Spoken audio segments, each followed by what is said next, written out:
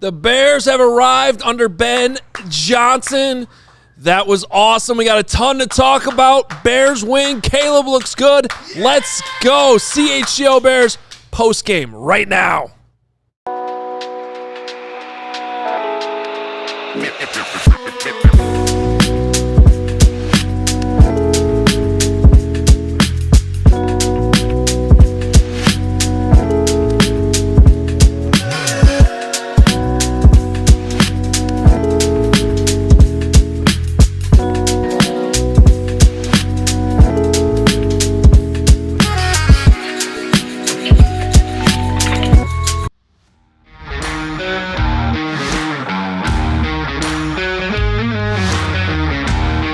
This is a winning edition of the CHGO Bears podcast, post-game edition, driven by Toyota. Let's go places and Bet365. Whatever the moment, it is never ordinary. Use code CHGO365 at sign up. Welcome in, Bears fans. Let's go! This place has been bonkers for the last, really 20 minutes. Let's go! We got George Strait, Eminem. What else do we have? DMX, party up. Got, y'all gonna make me lose my mind. CHGO just turned into a dance club here pretty much from the moment that Ben Johnson went for it on 4th and goal and got the touchdown. It's been a while. Bears win 31-14. A lot of really good things to talk about. We appreciate you being here with us here on CHGO. Please hit that like button. Please subscribe. We'll have your Super Chats throughout the show. Big money Super Chats move to the front. And if you're interested to celebrate with some merch, we got a huge sale that's going on and it ends at midnight. So up to 85% off in the merch store right now. Great way to celebrate. A lot of things, at least 20% off. Go get that merch. Celebrate tonight before the sale ends at midnight.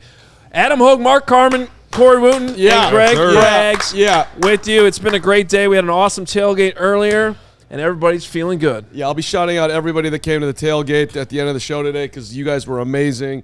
Woot, great to see you. Brags, great to see you. Before we get into it, though, before we celebrate, and there's a ton to celebrate, Ben Johnson, Caleb, all of it, let's let you get after it first, Hoge. The Adam Hoge instant reaction presented by Toyota. Let's go places. I gotta be honest with you. I need to go on a little rant here for a second. I can't wait. Let's go. Well, it took a few weeks, but Ben Johnson is here, baby.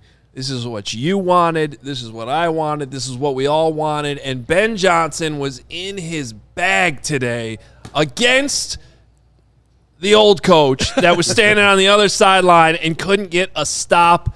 That had to feel good if you're a Bears fan. But Ben Johnson, how about it? Trick plays, hot potato flea flickers. I think we'll reenact the hand grenade that DeAndre Swift threw back to Caleb Williams on that flea flicker. One personnel, DJ Moore in the backfield, running with it. And then, hey, you might not agree with it, but this is what you signed up for when you hired Ben Johnson. 4th and goal at the 4-yard line. Crazy to go for it? Probably, but it worked out, and Caleb Williams delivered today. He deserves a lot of credit. We're going to break all of that down. But to me, this was about Ben Johnson arriving here in Chicago, putting his stamp on a huge Bears win. Pretty much everything you wanted from Ben Johnson, you saw it today. This is who the Bears are going to be as long as he is here. And a big step forward for Caleb Williams, all while Matt Eberflus had to watch from the opposite sideline. That was huge. Yeah, listen, there's so much to enjoy about Ben and there's so much to enjoy about Caleb today. And shout out to the defense who absolutely responded after last week's debacle. But like early in the game, out of nowhere, here comes the flea flicker. DeAndre Swift with the horrible pass back to Caleb. But it didn't matter because the play was that was so high he didn't even see it coming. The play was so good. There were 17,000 people open on the play, and he chose to fire it down however many yards it was to Luther Burden, who, oh my God, there's Luther Burden. Ryan Poles must have been jumping up and down in his suite. That was unbelievably sweet. Also saw Colston Loveland. Hopefully he's not too hurt. Had to leave the game with a hip injury. But you saw the rookies get in the action, which he said he was going to do. And then third quarter, there's a 19-play drive. Started out with an 11-yard run to DeAndre Swift. There was Caleb threw it a little bit, but then 0-yard run, 2-yard run, 7-yard run, 4-yard run, 2-yard run, 4-yard run, 7-yard run, 5-yard run, 4. I mean, in a row. 11 straight runs. It is so comforting, I would think, for any Bears fan right now to know that Ben Johnson in Game 3, by the way, that's obviously is your head coach going forward. It's such a different animal at the top step of the dugout. If this was baseball, your head coach, he arrived, and the Bears arrived today. So offense was incredible. Caleb Williams had his coming out party, distributing a rock to all the playmakers, finally got Luther Burden involved. But the defense, Dennis Allen, challenged you in the pregame. How are you going to call this game? How are you going to rally the troops? And it really started with that first drive defensively when they were kind of struggling. They're driving on them. Tyreek Stevenson has that huge play. The momentum gets the ball back. All of a sudden, the Bears drive down, score. That changed the game right there. It did. And then the calls defensively, right? Dialing up pressure, right? And getting 4 picks in that game. Yep. Something the Bears struggled to do, right? It wasn't perfect at times, right? Chunk runs and things like that. But when you get turnovers, that makes things a lot easier defensively, and that's what we saw. They got the ball back to the offense. The offense was able to sustain some drives and get the ball in the end zone. Yeah, absolutely. I mean, Bears fans, enjoy this one. Seriously, Chicago, we needed this, right? And Ben Johnson, thank you so much for coming to Chicago, because we don't deserve you, but you are here, and now you are here to change our lives, and that's what we saw today. How'd you like how that tasted, Matt Eberflus? Ooh. How'd you like how that tasted, Colin Cowherd? Ooh. We got a damn head coach, and now because of that, we have a damn quarterback and an offense that's explosive. And you know what else?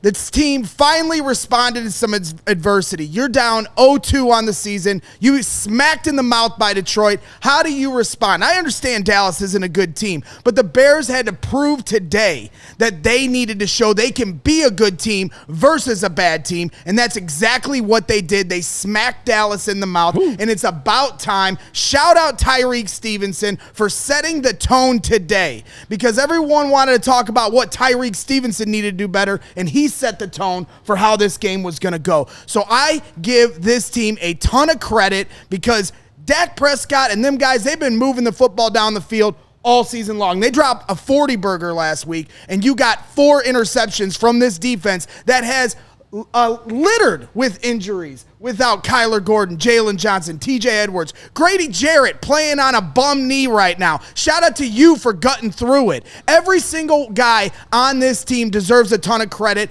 Kyle Monangai, DeAndre Swift, getting tough with the yards. That is what we ask for here in Chicago. It might not be perfect. This roster might not be where it needs to be, but fight for this, and that's what you did today. Let's go to Vegas and do the same thing, because this is what Bears fans deserve. Finally.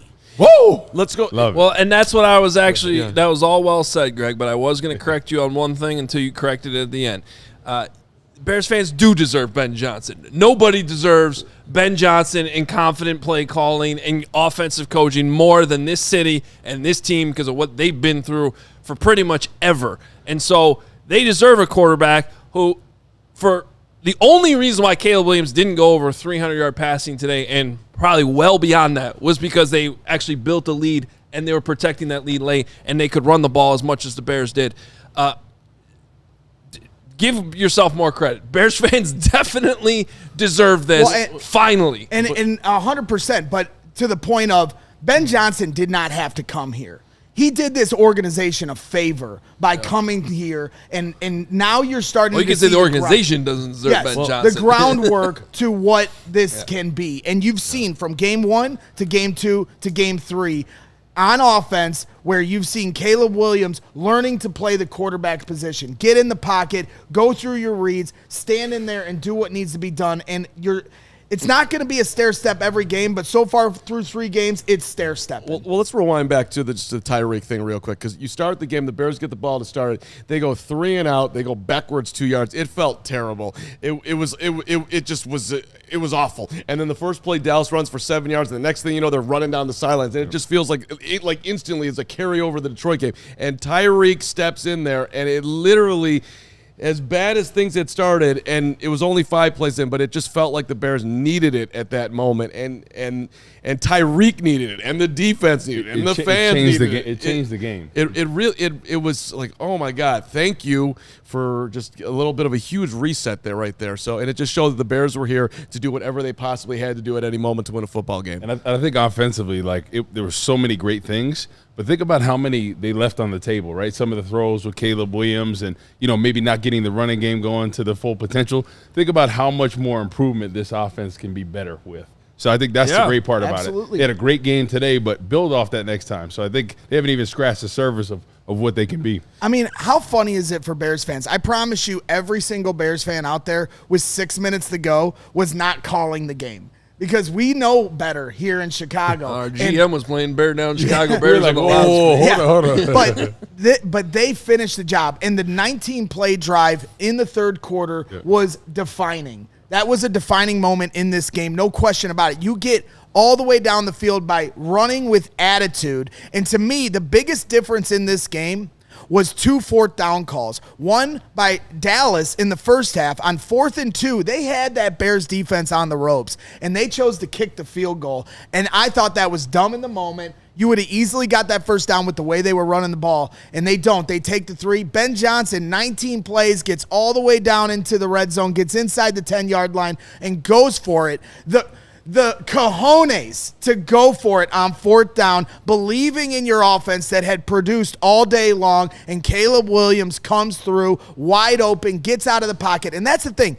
While Caleb Williams is learning to play the quarterback position in a certain way that he's never done before, that moment is what other quarterbacks can't do as well. Get out of the pocket and create something where it's a zone coverage. They're only doing a 3-man rush. They're testing you, Caleb Williams. And guess what? He passed every test thrown at him by the coach that couldn't get it done last year flawlessly. So checkmate to every single coach that wants to go out there and try to blast this quarterback about the job they couldn't get done last year, period. All right, we need to hose Greg off. And, he's on a heater right perhaps now. literally, people are wondering why you're so sweaty. It's because he sat outside on the balcony the entire game. Yep, in the heat. Fired up. He's ready to go. Hey, I want to say this too, because this, I don't know if this matters to everybody, but it matters to me, and I think it just matters for some of the optics. But this game, people, including myself, kind of made fun of the fact that it was America's Game of the Week. But regardless of how they pick that, the late afternoon window gets a ton of eyeballs. You had Tom Brady on the call. This was the national game of the week that went to everywhere in the country that did not have one of the few local games that were still going on. There's some games on the West Coast and stuff like that. But most of the country saw this. Most of the country with high ratings saw Ben Johnson have that game. While I want to get into some of the Brian Schottenheimer stuff because I thought he had a terrible game on the other side.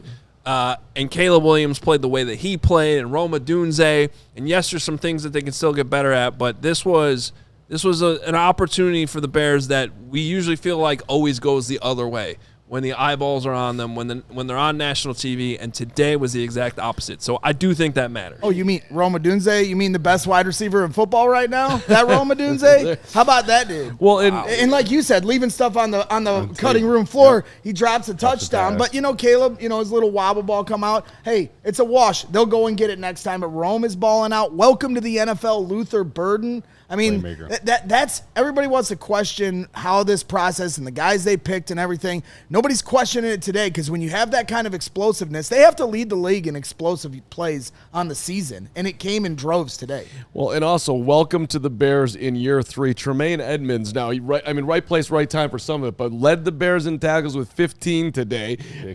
Two picks for Tremaine.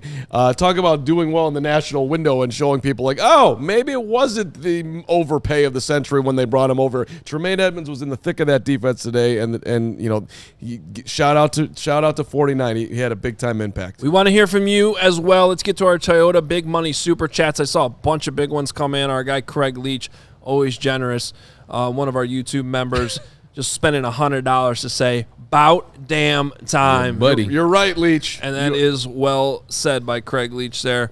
Let's go to Brawl Sack right here in the A block. Get Brawl Sack in here. $50 Super Chat. Another YouTube member.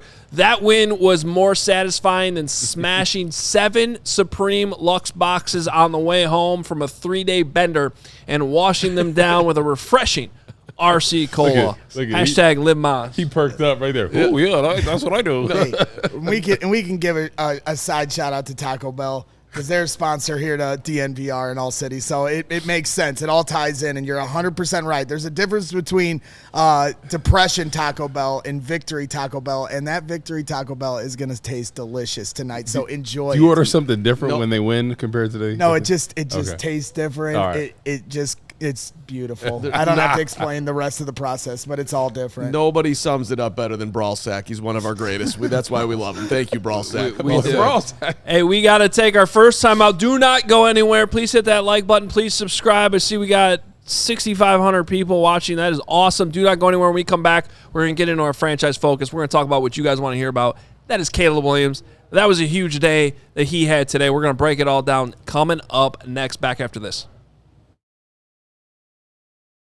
All righty, let's be real for a second. You're looking for the real thing. You're looking for RC Cola, not just a soft drink, just damn good cola, the original cola that doesn't fold under pressure. Fourth quarter, tight game. What do you need? That's right, you need RC Cola. They're going to pull it out for you. It's the OG cola in a world of some spineless soft drinks. Just fourth quarter, can't get it done. That's not RC. No trends, no gimmicks, no glow up. Straight delicious. Same cold, bold, crisp flavor. It's always been. RC Cola tastes like a punch in the thirst. Stock yourself up for the end of summer, fall parties, back to school, during school, just watching the game, all the celebrations. Do yourself a favor, grab yourself some RC Cola at your local store. RC is the move for whatever you're doing. RC Cola, just damn good cola. I had RC Zero Sugar at the tailgate today. I crushed an RC. It's fantastic.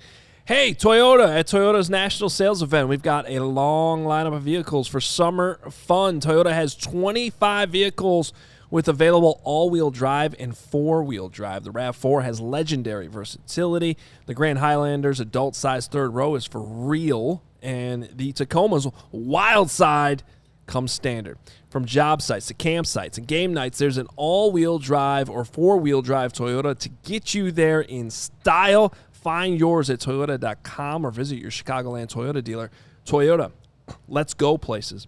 And become a diehard right now. CHGO, upgrade your fandom today. Get access to our exclusive written content, free t-shirt, plenty of discounts on future merch and events, plus access to our CHGO Discord lounge where we hang out, talk Chicago sports, and so much more. Go to allchgo.com for the latest information on how you can join the thousands of CHGO diehards in our community. Can't wait to connect with you on an even greater level.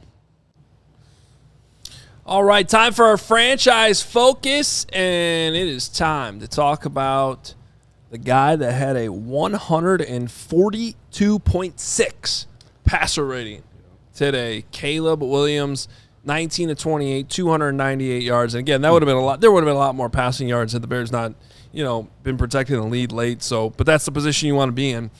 And 4 touchdowns, no interceptions, 18 of 14 on third down, converted the 1 fourth down opportunity, which was a huge play in the game. Everybody kind of thought it was crazy that they were going for it, but that's what you signed up for with Ben Johnson, and Caleb able to extend play, sees wide open DJ Moore, just standing there in the last second. The torque he can get on some of those throws when he's coming back across his body, it's really, really impressive. And no, it was not perfect today. There were, probably 3 or 4, maybe even 5 throws that you would say were inaccurate. And, but what I honestly was so encouraged by, guys, pre-snap, You know, I've been saying it for weeks now. Prove it to me that you're not going to have pre-snap issues, that the cadences aren't going to be a problem, that guys aren't going to jump off sides and false start. And for the most part, that stuff disappeared today. And Caleb looked very, very comfortable. There was a couple times with the extra mics and cameras you have with the America's Game of the Week, you could hear it a little bit clearer how in tune he was pre-snap. The cadence, there was a hard count at one point you heard loud and clear. He checks to the next play. You hear him go kill. And all of it was done with plenty of time to snap the ball and run the actual play that they did. And then post-snap, I don't know what the numbers are right now, but it seems like he's getting a number of good, clean pockets to stand in. And he's looking comfortable in there. He's not looking rushed. He's not looking panicked. He's going through his progressions. Is it perfect every time? No. Did he still miss Olamide Zaccheaus coming across on that, that deep crosser when they did the direct snap to Kyle Monunga and he flipped it back? Yeah, he probably should have thrown that. So, but you can live with those growing pains when you still put up the numbers that he did and the overall growth that he's now shown in back-to-back weeks, which is huge. These are the weeks you want to have where it's mostly good and you still can go to the tape, and they will tomorrow in their meetings and throughout the week and still make the corrections they can. It's just really encouraging. This is what the number one pick is supposed to look like. I don't even mark the crosser as a bad, because as Tom Brady said on the telecast, it was a botched play the way they tried to run it to start. So the fact that he just said, all right, I'm going to take my yards and be done with it, they were up 3-score at that time. So to your point, of all the plays they could have had back, how many of them were bad decisions? I don't think he had a bad decision today. Now, are there times he needs to slow down because he's rushing and then that makes him dirt a ball? Sure. But to your point about pre-snap, it's not just at the line of scrimmage with the cadence. It's in the huddle communicating to the players the play. And a few times they had that overhead cam where you could see how dialed in he was on reciting the play to the guys, and they're all leaving the huddle in unison. And that may seem like a little thing, but to my count, I only had one time that they got to the line of scrimmage late and tried to call a motion where it almost was a delay of game. And outside of that, it was clean operations from start to finish, which makes your quarterback calm and comfortable and cool and collected. Look, I like to do the eye test with quarterbacks, and the eye test today for Caleb Williams was phenomenal.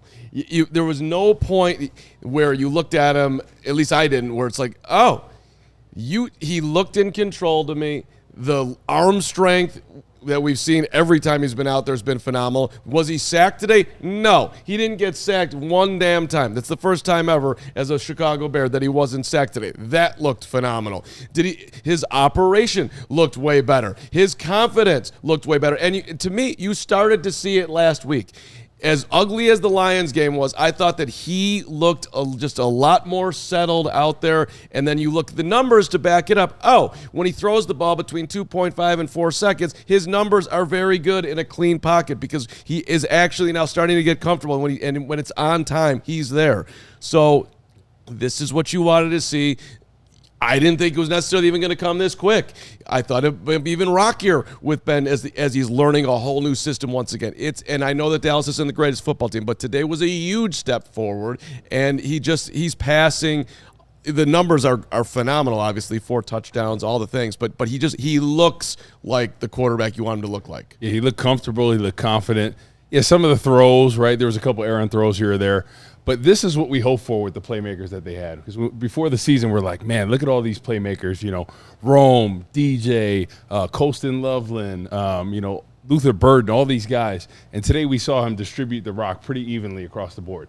Right now, granted, do they need to get the running game a little bit better? Yep. For sure. It was a war of attrition at the end, 11 straight running plays. Yards per carry weren't great. But what I love to see is Caleb looking confident in the pocket, eluding rushes, keeping his eyes down the field. And some of the throws, when he was off balance, off his back leg, throwing a dart, right, to Rome Odunze, I think it was. It's unbelievable some of the throws he's able to make. And I don't think he scratched the surface of what he can be. He's going to continue to improve and you see the talent there. It's all about him getting comfortable, him and Ben Johnson, him and the receivers, him and the offensive line. He took command of that offense, and you saw the pre-snap stuff that you were talking about. None of those pre-snap penalties, taking command, making the checks when you need to. That's what you love to see from your young quarterback, from getting better, right? Because after last week, I think everyone's like, what's going on? Was he the right guy? Yes, I understand Dallas is not the best team in the world, but at the end of the day, any given Sunday, anybody can beat anybody. Green Bay has looked great the past 2 weeks. This week they got beat by Cleveland Browns. Yeah, and you don't punish them for doing what they're supposed to do against a bad defense. Whether we were right or wrong on our pregame predictions, we were all pretty much around the Bears scoring 30 points. Somewhere around there. They were supposed to look good offensively against this bad Dallas defense, and they did that. So that's it, because we've seen plenty of other times where that hasn't been the case. Dallas was probably saying the same thing in their pre-games and their shows. Oh, this is a defense we should really get after. Dak's going to throw for 500 yards. Exactly. I thought that too. And how many years in the league has Dak Prescott been in, right? Wow. It's a new offense for him. So and CeeDee Lamb went out early. That certainly played a big part in it. But back to your point about the run game too. Yes, it still has a long ways to go, and that's disappointing and maybe not surprising because of how we all looked at the running back room going into the offseason, but that's why you pay Ben Johnson $13 million, because the time of possession after the first quarter, while the Bears had all these explosive plays, the defense was on the field way too much, and they had to figure out how to find a run game, and Ben Johnson did that by handing the ball off to every single person on the team, essentially. Swift, Monungai, Zacchaeus, DJ Moore, Luther Burden. How about that run on 3rd and short? That was a great play. Using misdirection. Those are the things. Caleb Williams. He didn't have many rushing yards today, but he keeps you honest with the way you run the ball like that. And Ben Johnson got creative, and that caused the defining 19-play drive, the highest play drive of any team in the NFL this year, your Chicago Bears. In the fourth quarter when it mattered, and the first game of the season against Minnesota. You remember that? We talked about the running game, how Minnesota had 23 runs in that fourth quarter. How many did Chicago have? 3. For 12 yards. So learned this lesson, controlled the clock. Was it perfect running the ball? No, but you wore them down. You scored on that drive, so it's learning. They had 29 carries for 87 yards. In general, that's terrible. It's 3 yards a carry, but it felt way different than that. That's because in the third quarter, they flipped the script on it. So, well, right, because here's what happened in the third quarter. We talked about it at halftime in our video. I'm glad the defense only gave up 14 points, and they came up with big plays when it mattered. But you didn't know that at halftime, that's really what was going to happen, and it looked dicey. And I'm sitting there at halftime going, look, this is a team in the Bears that has come out the second half on the first drive with 2 3-and-outs so far this season. With penalties, backing themselves up, it's looked horrible. They not only needed to score on that first drive, but they had to play keep away. They had to have a drive that sucked up a ton of time. To draw up a 19-play drive that essentially took up the whole quarter because Dallas got the ball first. They got to stop. Shout out to the defense for that. And then the Bears went on a drive that, I wrote it down, went 9:54. So about 10 minutes of that third quarter. They went on a 19-play drive. Ben called 11 consecutive runs in there at one point. Now, and go back and watch them. All different kinds of runs. Hand off to DeAndre Swift. Hand off to Kyle Monungai. Flip it back to DJ Moore. Put DJ Moore in the backfield. They were doing all kinds of different. I think there was a design run for Caleb. There was in that drive. So it wasn't just 11 straight hand the ball off to the running back. It was a wide variety of runs that you're going to see with Ben Johnson's offense. And then to cap it off, that guts doesn't even sum it up. Balls doesn't even sum it up. Brawl sack? LeBrawl sack. That was a brawl sack. Ben Johnson. Ben Johnson's got a LeBrawl sack. That's amazing. Could you imagine coming out of all that with no points?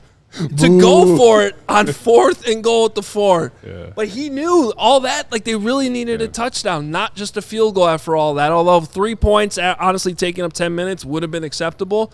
They get the touchdown. That took guts, balls, and brawl sacks. And let me say this real quick, too.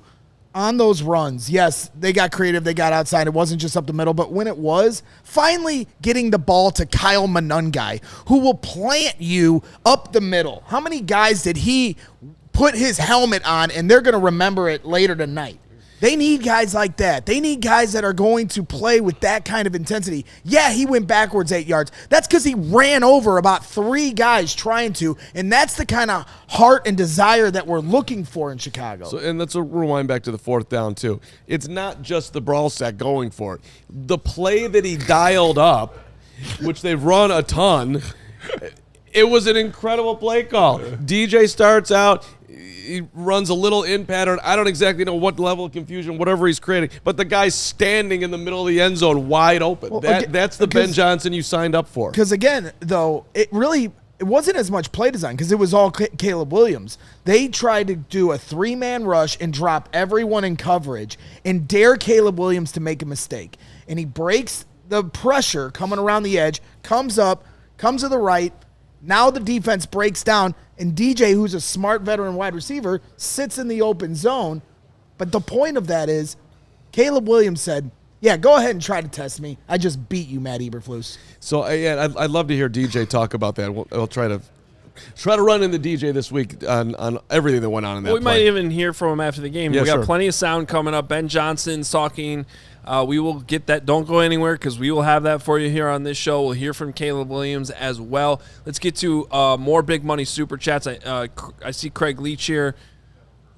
Another $100 super chat from our guy Craig. First of all, hit the like. Secondly, subscribe. Best Bears podcast in existence. I want to thank Hoge and Jahns for breaking down real Chicago pizza to Clarence of DLLS. We did do that because Clarence didn't want deep dish. We told him get the tavern style. Go to Salerno's.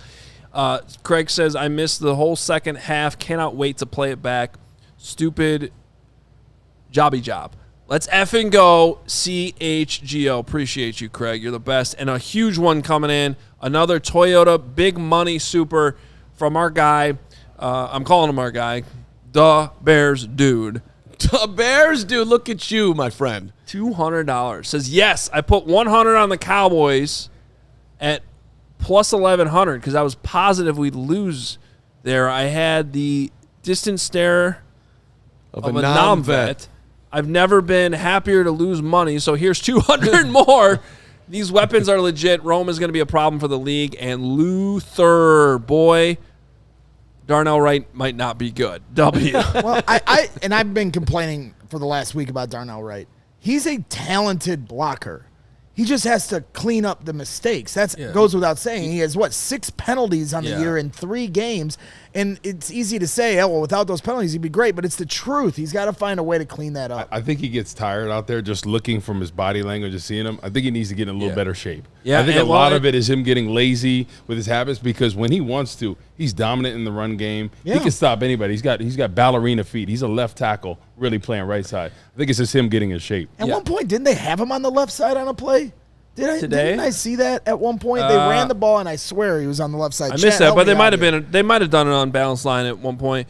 To be fair with Darnell, to back you up, first of all, I mean, Dan Rochar, the offensive line coach, basically called him out for that in training camp. So I do think that there's some truth to that. 2, there's no doubt he has to clean up the penalties. They're just ridiculous at this point.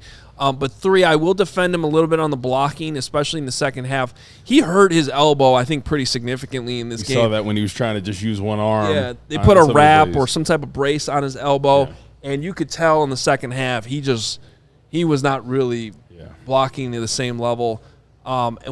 Didn't that happen against Max Crosby a couple years ago? Yeah, against the Raiders where he was blocking Max Crosby one-armed? And then boom. The best thing that Darnell Wright honestly has done here as a Chicago Bear is when he's getting dinged up, he's fought through injuries. Yeah. He has shown the willingness to do that. Well, there's no doubt he's talented. He has to get in better shape, honestly. If he wants to take the next step, because a lot of those things are just because he's tired. His technique gets lazy. He doesn't bend at the knees. But if he was in shape, I'm telling you, he'd be one of the top guys. I really believe that. All right, we got a lot more to talk about. Our players-only segment is coming up next. We'll get Lance Briggs over here.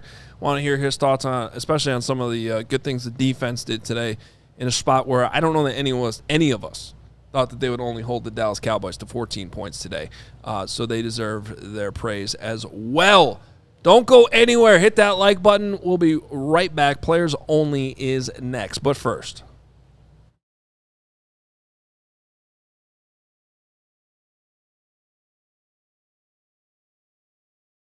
whatever the sport, the app to bet is Circa Sports Illinois. Circa Sports betting the way it should be. Circa Sports Illinois has high betting limits, low holds, and exceptional customer service. You can bet on all your favorite teams in every game this season. Still got one tonight. Chiefs, Giants. Chiefs, 6.5-point favorite on the road. Spreads, props, futures, or in-game. Circa Sports has it. Fun to bet like a pro from anywhere, anytime in Illinois. Download your new bookie today at circasports.com. Must be 21 or older. Gambling problem, call 1-800-GAMBLER. And a shout out to our friends at Eye on the Ball. Coaches, you want to give back? Listen up. This is the way to do it if you're looking to train athletes. Eye on the Ball is where you need to be. It's simple. You create your profile, you upload your background check, boom, you're in, you're coaching. People that are looking for the quality coach, they're looking for you. And there's a new promo for you coaches out there. It's free for 6 months. It's just $50 a month or $500 for the whole year. Athletes of all ages and sports can find you directly. So whatever your expertise is, they can find you. How do you do it? It's called eyeontheball.net. Don't wait. The athletes are already there looking for you. And by the way, for the athletes out there, you want to up-level your game, you're trying to do that right, well, the right coach can change everything. And right now, you can find them on Eye on the Ball. Doesn't matter if your kid just starting out or competing at the top level, you want to raise it wherever you're at. You can sign up today, totally free, eyeontheball.net. Create your profile, search for the coaches in your sport, connect directly with the one that's right for you. Soccer, swimming, baseball, basketball, you name it, coaches are there. So what are you waiting for? Let's get moving here. Your future coach could be one click away. Just jump on it today. Eyeontheball.net. That's eyeontheball.net. Find your coach. Take your game to the next level. Back here on a winning edition of the CHGO Bears Postgame Show, and we were just talking here in the break about just how good it feels. It's our players only segment. Jerry Azumah, Lance Briggs joining us alongside Corey Wootton. I'm going to tee you guys up and then shut the hell up and let you guys go. But let's start with that, Zoom, because we were talking a little bit about it earlier. 19-play drive that took up about 10 minutes of that third quarter. And I know at one point I just was sitting there. I think I said to you, Lance, I was like, man, this is just like, this is fun. Like, there's a play caller that's just calling all these cool plays. Yeah. And they're all working. And they're clicking. What is this? Like we're up and we keep running the ball. Yeah. Like they keep the clock keeps going because we keep running the ball. We're doing what we're supposed to do. Right. That's it. Wow. It makes sense. Crazy, right? Mind blowing. Yes. Woo. Mind blowing. I tell you what, man, that was a beautiful drive. You know what I'm saying? We've been talking about like catching a rhythm on offense, having plays come in, no penalties. You know what I'm saying? Things clicking, establishing the run and staying with the run so that you can knock them off their heels and, Fun to watch. Throw the ball a little bit deeper. It was nervous as hell. A great thing to watch.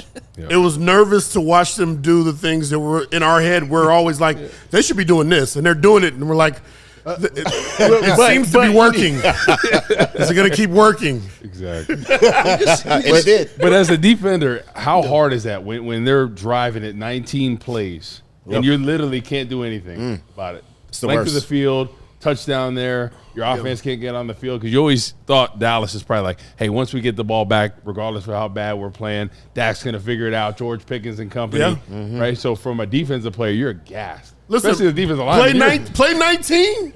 Play 19. Listen, the huddle is all discombobulated. Everybody's just looking for the call. You know what I mean? Well, there is no huddle. Get out of my way. Move. They're like, move. All right? Call. Make the call. You just want to call and you want to get to your spot. You don't want any motions. You don't want any of that stuff. And they're going to give it to you, too. Right. They absolutely You know what's coming. They're going to shift everything. Everything. Every shift is coming. Every motion is coming. Yeah. I mean, 19 plays is a long time. I mean, look, we've been in those situations, too. Yes. we've been gassed, and we have not even come to the huddle. We were like, play like 15, and we just Denver. look at each other like, Denver. opening drive. The coldest day of the year. right. We could not stop them. They went on a 17-play drive. I will never forget this. Yes. We started off like, let's go. About 6 plays in, we were like, hand signals. Hand signals. You got him. I could not even talk because I was gasping for air. Yes. I was gasping for air. Mile High Stadium is serious. Yeah. But we won that game, though. As a defensive lineman, you can't even tap out at that point because you know they're going right to the can't line. shoot. Yeah, you can't How much do do you think that played into his decision to go for it on fourth and goal?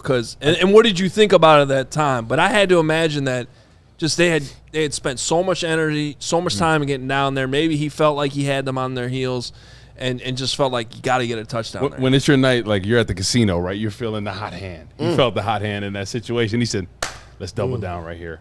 And, hey, he's got they call it the brawl sack and all that. He had it tonight. I mean, I'm telling you. Whoa. That. No, there was. What kind of sack is it? There was somebody that did a Penalty. chat to the show. Yeah. Brawl sack. Oh, the brawl sack. Okay. Penalty territory. Yeah. Is that a little pause worthy? We got you. We understand. We understand. Yeah, we know we're going to Finally, do that. the Bears Why do you put have a B bat? to A. Oh, because the Bears, B to we A. B2A. All right? Everybody talking about Bell. You know we it. put bat to ass. That's right. B to A. Nervous in that battery. I know. This is a little heavier than the other one. It's real. Be careful with that. That's gonna be a great gift right there.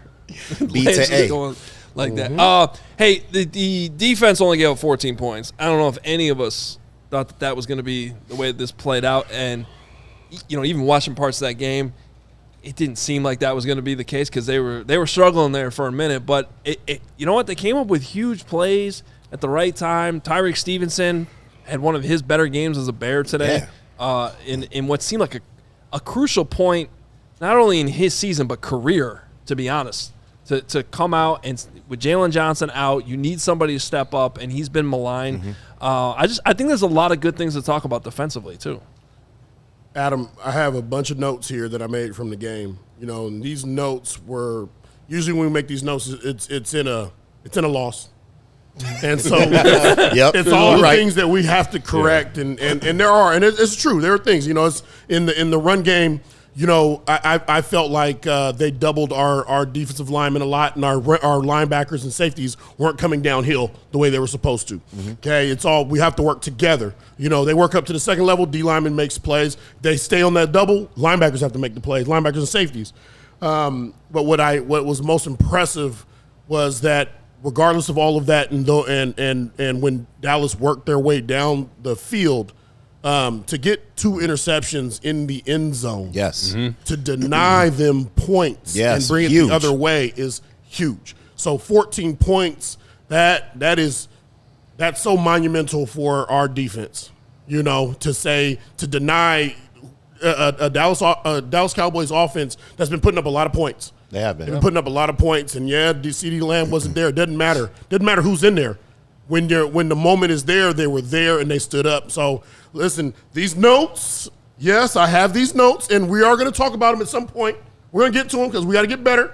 However, we got to we're turning the page on that too. Congratulations. Yep, and the one with Pickens too. He was in the red zone at that point. Yeah, right? So that's 3 scoring opportunities when they're driving on the ball. Tyreek Stevenson, the first opening drive that they have, huge, big takeaway. So that's 4 scoring opportunities that they were able to get the ball back. So much. It changes the whole dynamic of the football game. You know what I'm saying? And another thing too is that making plays is contagious. You know what I'm saying? Like once a person makes a play and you're playing well and you're clicking defensively, you want to be the next person to make that play.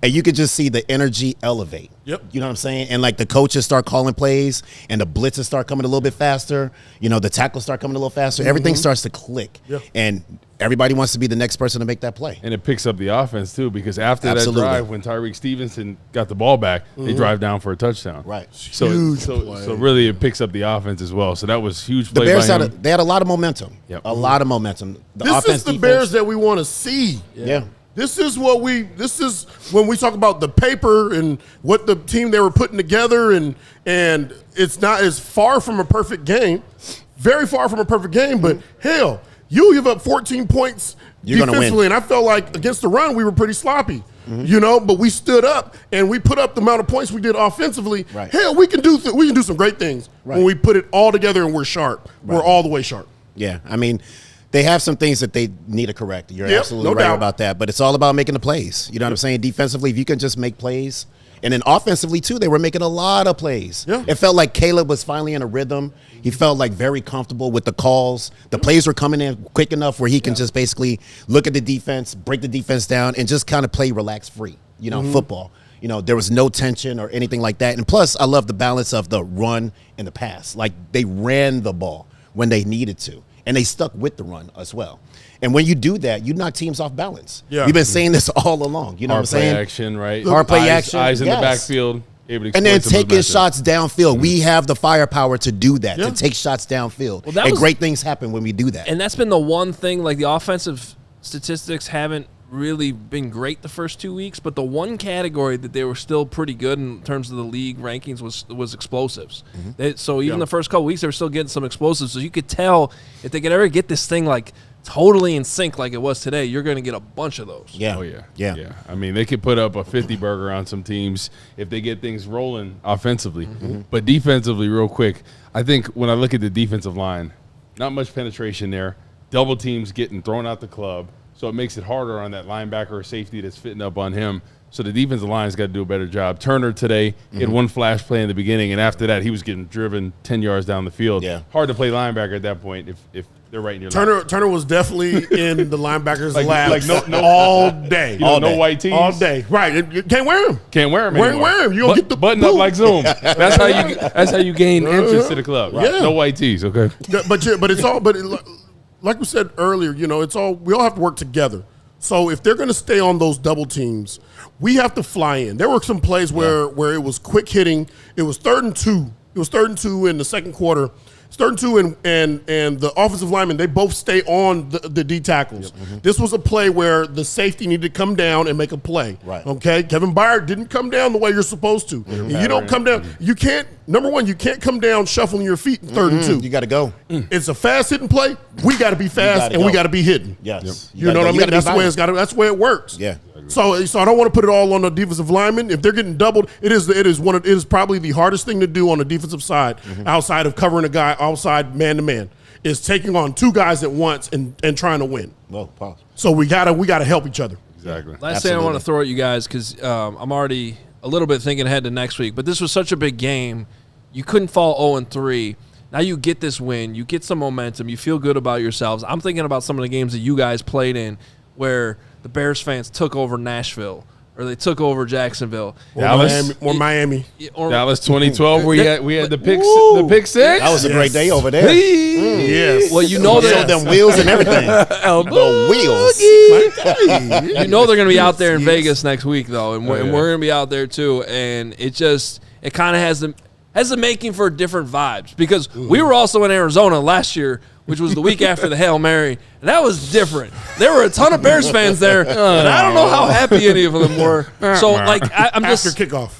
Yeah, before kickoff, it was a great time. Yeah. Oh yeah. And then the ball got kicked. So it'll be So I think it was just crucial for them to get that win and kind of carry these vibes into next week. Hey, more coming up with these guys right after CHGO Bears, brick by brick after show. We'll keep you going for at least another hour once we're done here. But don't go anywhere, because we got to hear from Ben Johnson next. We got locker room video and sound. Adam Jahns is coming up from Soldier Field too. This is your spot to be for the next couple hours. Make sure you hit that like button and subscribe. But first, new vehicles are in store right now at Ray Chrysler Dodge Jeep Ram. This is your chance to score a great deal at the Drive into Fall event. Head to Ray CDJR on Route 12 today to choose from their huge inventory of new Chrysler Dodge Jeep Ram vehicles. Right now, you can get up to $15,000 off MSRP or get 0% financing for 72 months on new 2025 models. Plus, you can shop over 125 vehicles priced under $20,000 with a friendly team of brand experts. The team at Ray CDJR is here to help you during each step of your car shopping journey.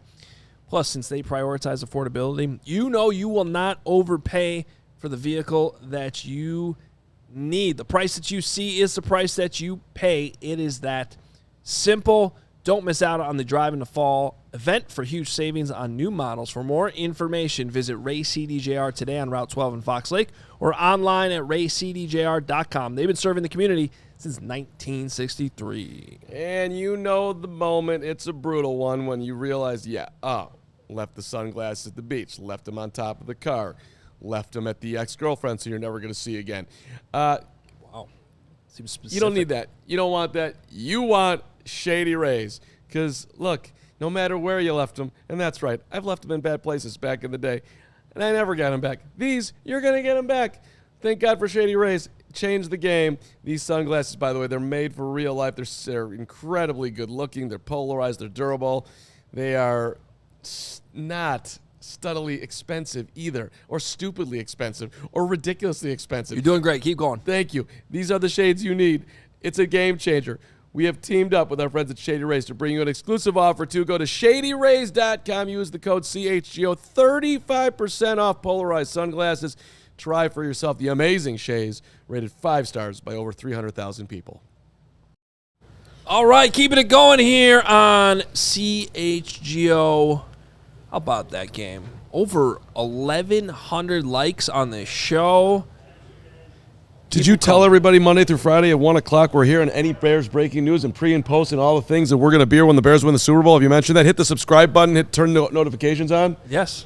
Okay, good. Actually, that's the first time I said all that, so thank you for saying it for me. And also, a reminder, we have a big sale going on right now that just so happens to end at midnight. That was all pre-planned, so celebrate, get your merch, all CHGO. It is store.allcitynetwork.com, and we got a bunch of stuff up to 85% off, not all of our merch, but some of the merch.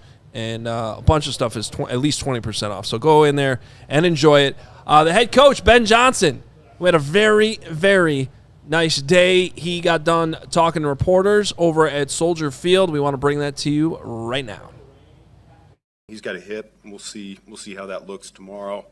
I told the guys in the locker room our really points of emphasis going into the week were playing great situational football, and I'm talking about third down, red zone, and 2-minute, and I thought they really answered that bell. I thought we were statistically better than that team in all 3 of those areas, and that was good formula for us to come out on top here this week. And so thought a number of guys played really outstanding football. 2 of the game balls went to Caleb. I'm looking at his numbers. 142.6 passer rating and 4 touchdowns. I thought he was really good. And the thing that you don't see on the stat sheet is he's getting a lot more comfortable calling those plays in the huddle. We were able to get out of the huddle a little bit faster, and we were able to get on the line and operate a little bit cleaner as well. So was proud of him for that. And then defensively, once again, a number of guys stood out to us, but Tremaine got the other game ball. He was all over the field, 14 tackles, 2 interceptions, and really came through for us in a big way. With that, I'll go ahead and open it up. And today's game, no complaints.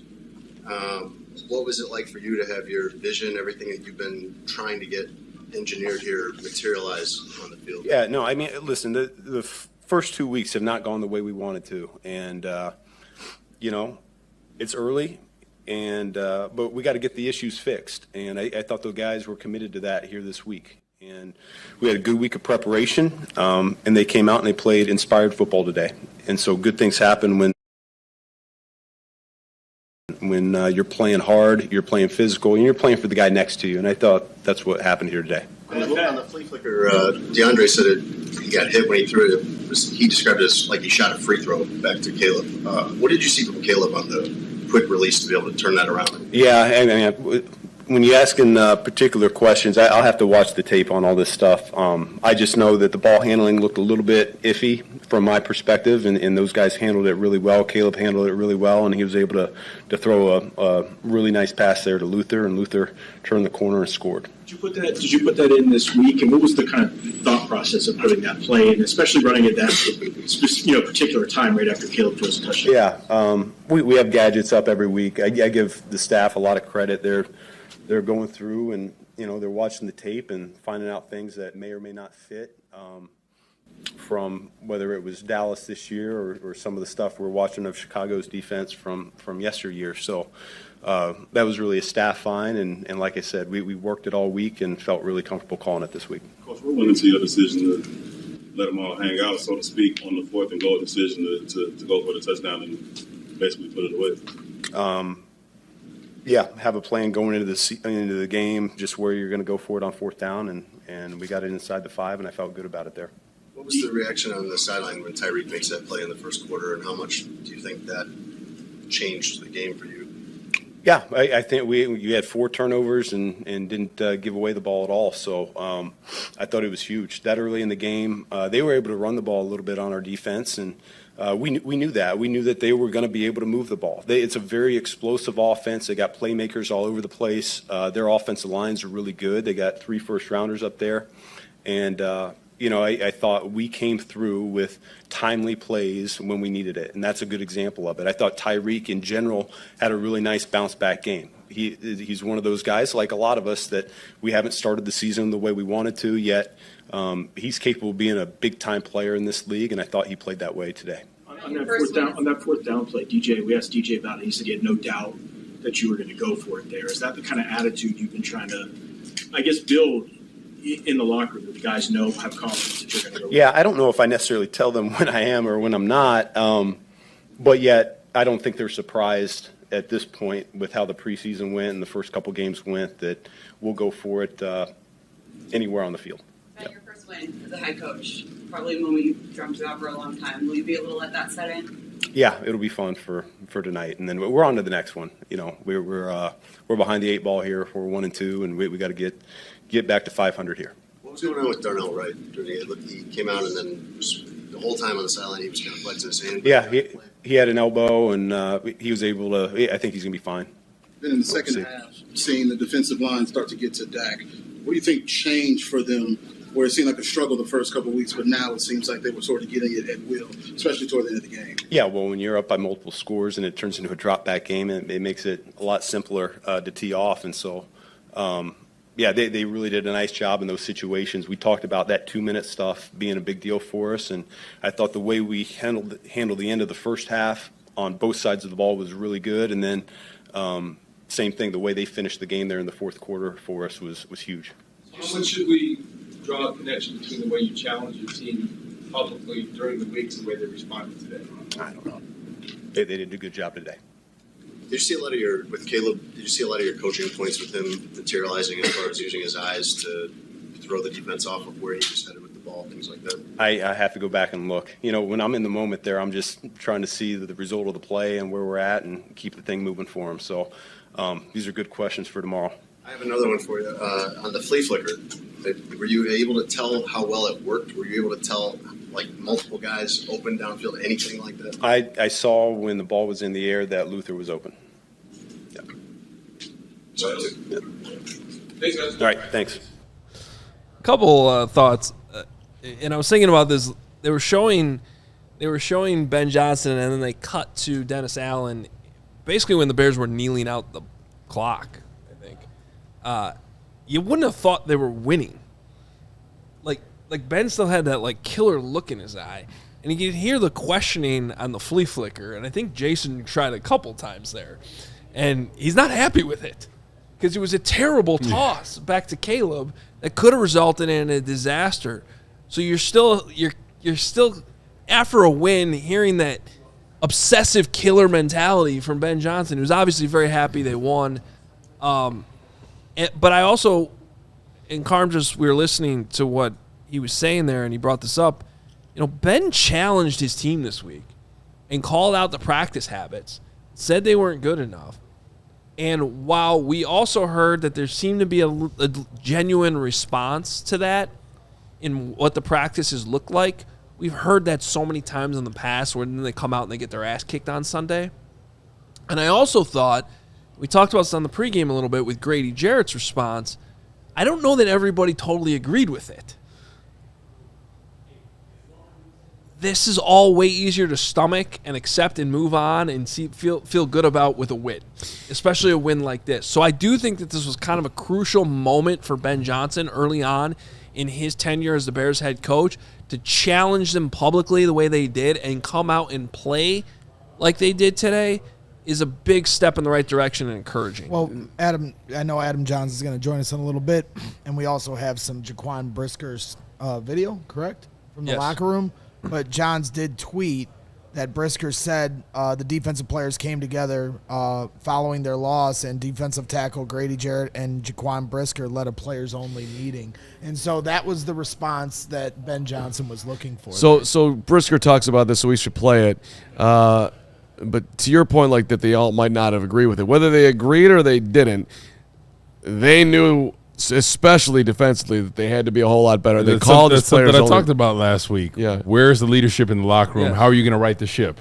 And it seems like they got together. Was it perfect? No, but they came out with 4 turnovers and played arguably the best game of the season. And you'll hear it from Jaquan. Grady called the meeting. Yeah, and most times in Chicago, I would say in general in sports, players-only meetings are not a good thing when they need to happen. And in Chicago history, they rarely lead to good things. Apparently, in this case, it might have been different. Let's hear from Jaquan Brisker.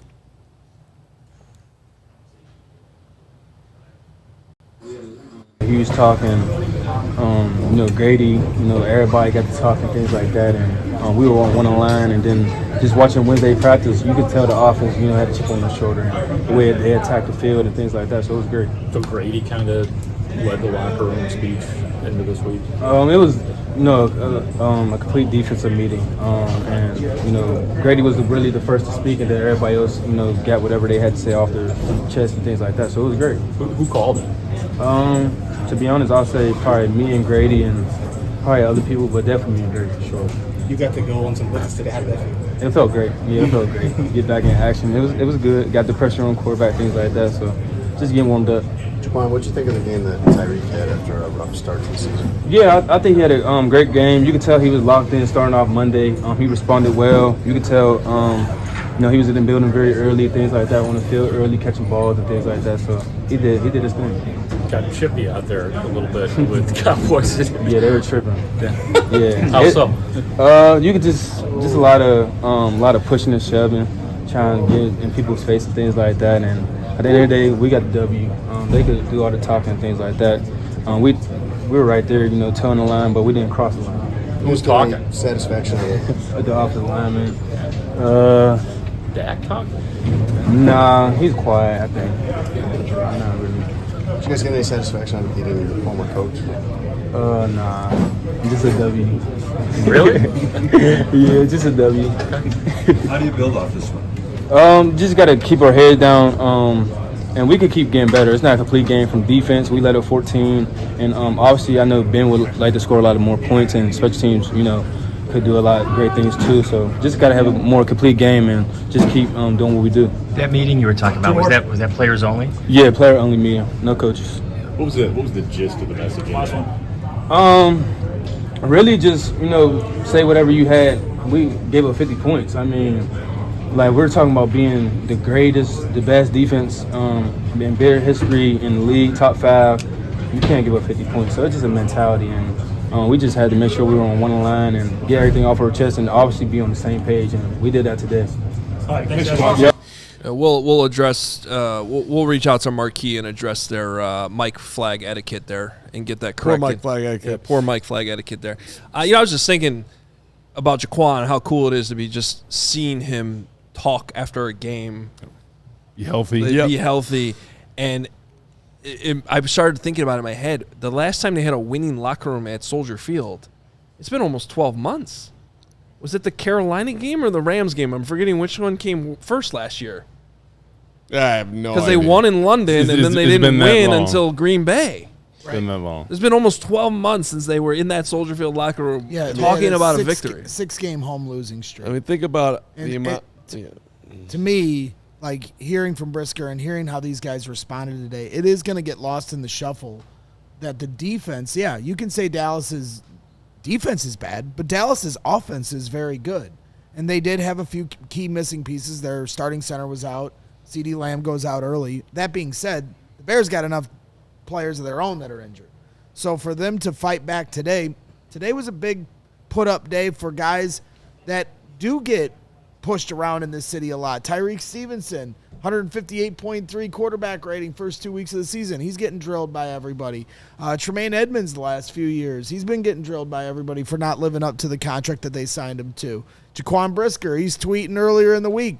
A fan said, hey, get him at the line of scrimmage, get him to the quarterback, and he responded. Fans were going at Brisker for tweeting about that. Well, they backed it up today in droves. And so that to me, I think, just speaks to that was my biggest complaint of the first two games. This roster needs work. There's a lot going on with this team. It's a new coach, all that stuff. But the adversity and how you respond to it or lack thereof last year and in these first two games was the biggest disappointment to me. So to see them respond today against a good quarterback and a good offense, this defense deserves a ton of credit for the effort they put out there today. It was October 6th last year, Dave Carman, my amazing brother's birthday, when they beat Carolina 36-10, which just looking back at it, because I know some of you have just, Greg, you probably at the top of it, and Hoge, you're probably there too. You always remember this, but I forgot. They started 1-2 last year. Then they got to 4-2. They killed Carolina. They killed Jacksonville, and then we won't even mention it. They almost got to 5-2, and then the bottom fell out. Right, exactly. So, which is why I think this is so important for guys like Tyreek Stevenson that had to step up this week. Players only meeting, whatever type of meeting, like whatever it took to have. We've been asking for leadership. So Grady Jarrett, I saw some snarky comments in the pregame when we brought this up. Oh, what does he know about winning? He didn't make the playoffs the last 8 years in Atlanta. Fine. He's also been a professional in the NFL for a long time. So whatever it took, the message got through. It starts with the head coach preaching what he's been talking about with accountability. Then it's on the player leadership for taking up their end of the bargain, which it sounds like they did.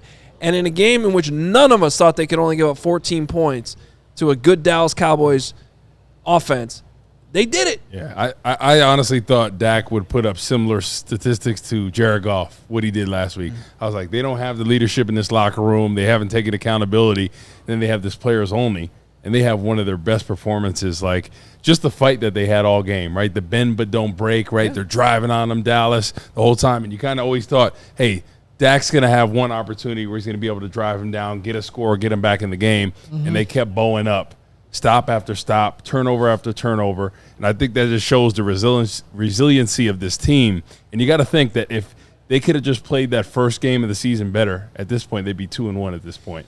But, hey, 1-2 at this point, I mean, it's a pretty good situation after last week. Certainly frustrating. I think the other person that we have to really highlight, and I know Briggs has been the last few weeks, because the one person that really has shown up every week is Noah Sewell, who was all over the field again today. Yeah. And so I know Jack Sanborn was on the other side of the field, and he was your guy for a long time for what I think people should start appreciating for Noah Sewell.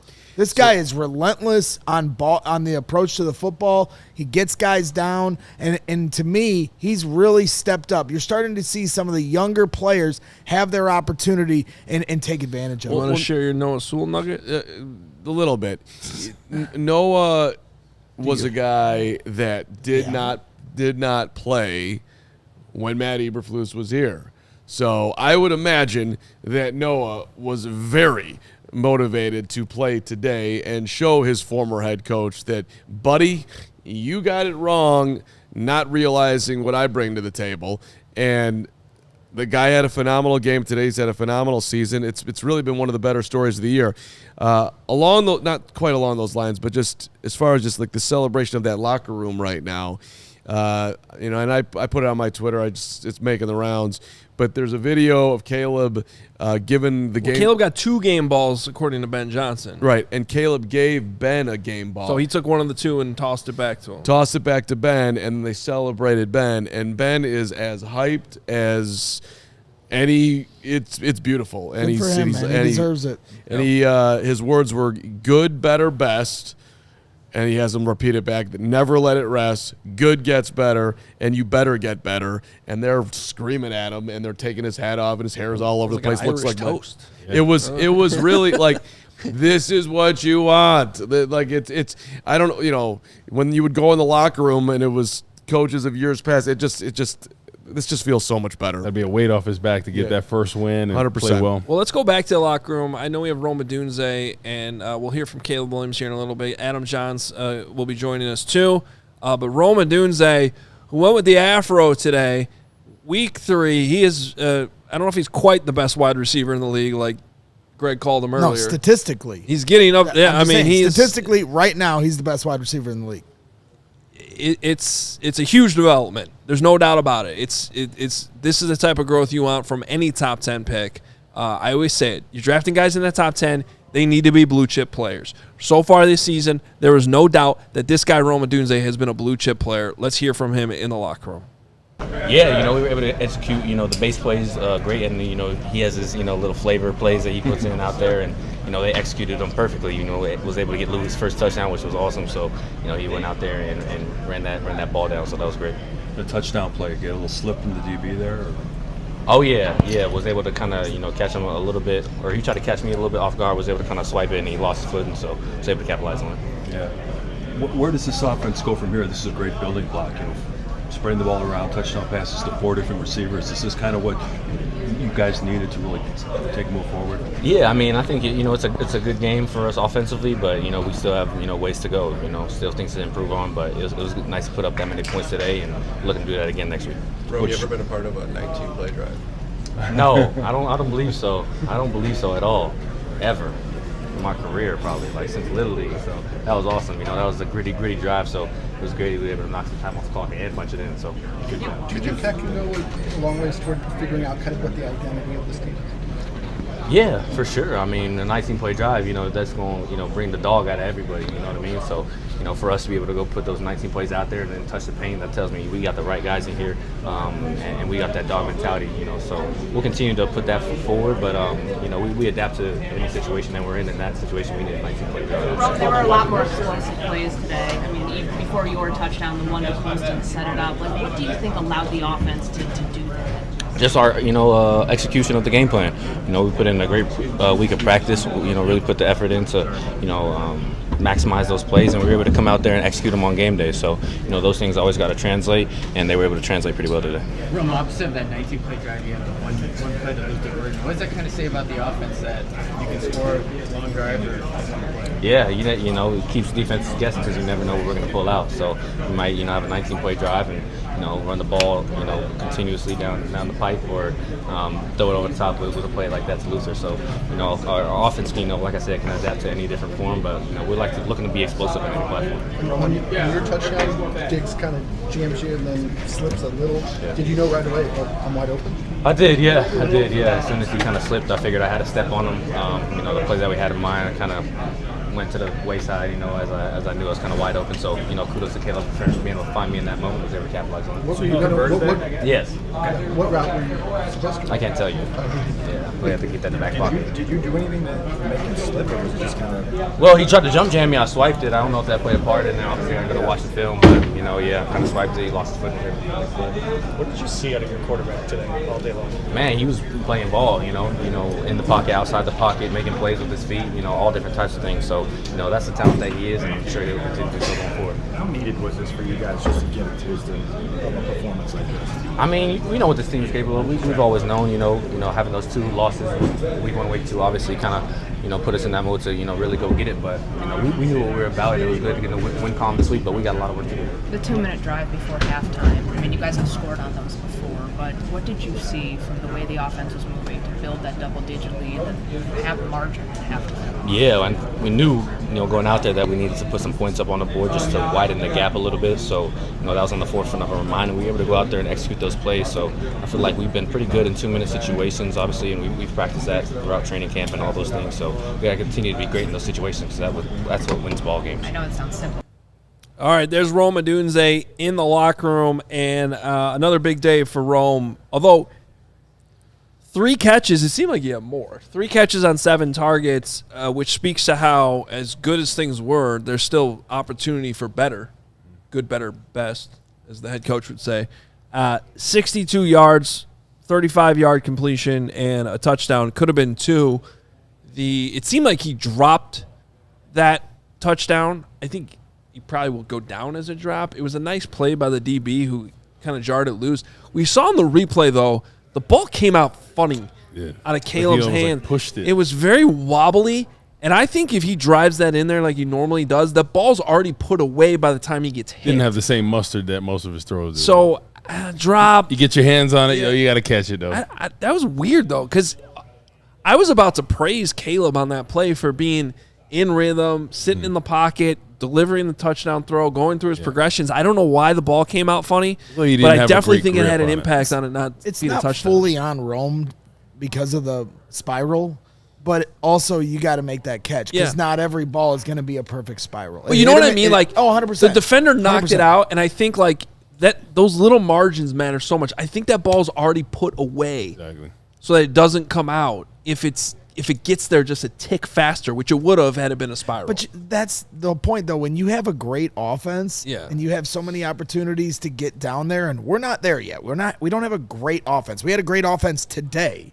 But when you do have a great offense, you can get down into the red zone multiple times. And, you only came away with 3 there. But the more you get down there, the less those kind of margins hurt you as much. Like, you can live with that because the next time you went down, you scored a touchdown.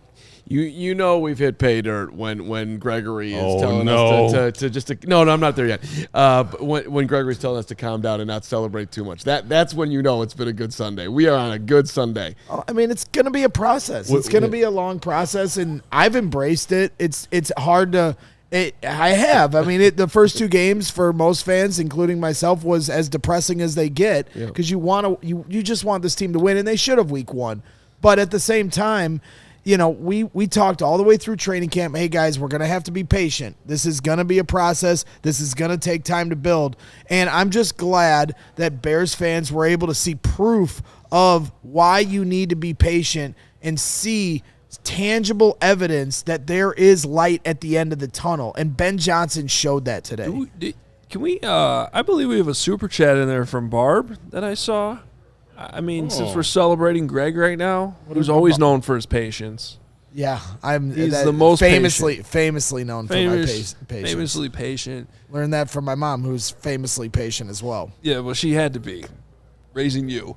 $13.13. Barbara coming in here. I couldn't be happier for all of you. I know how hard you work 12 months a year. This win shows you that you were right. Love you, Greg. Hearts and footballs, my lucky 13. Don't do that right now, Mom. Don't butter me up. Yeah. What's the 13 I appreciate about? it. Love you, Mom. Have you guys been fighting? What's 13 is for... I don't know. It's just her lucky number?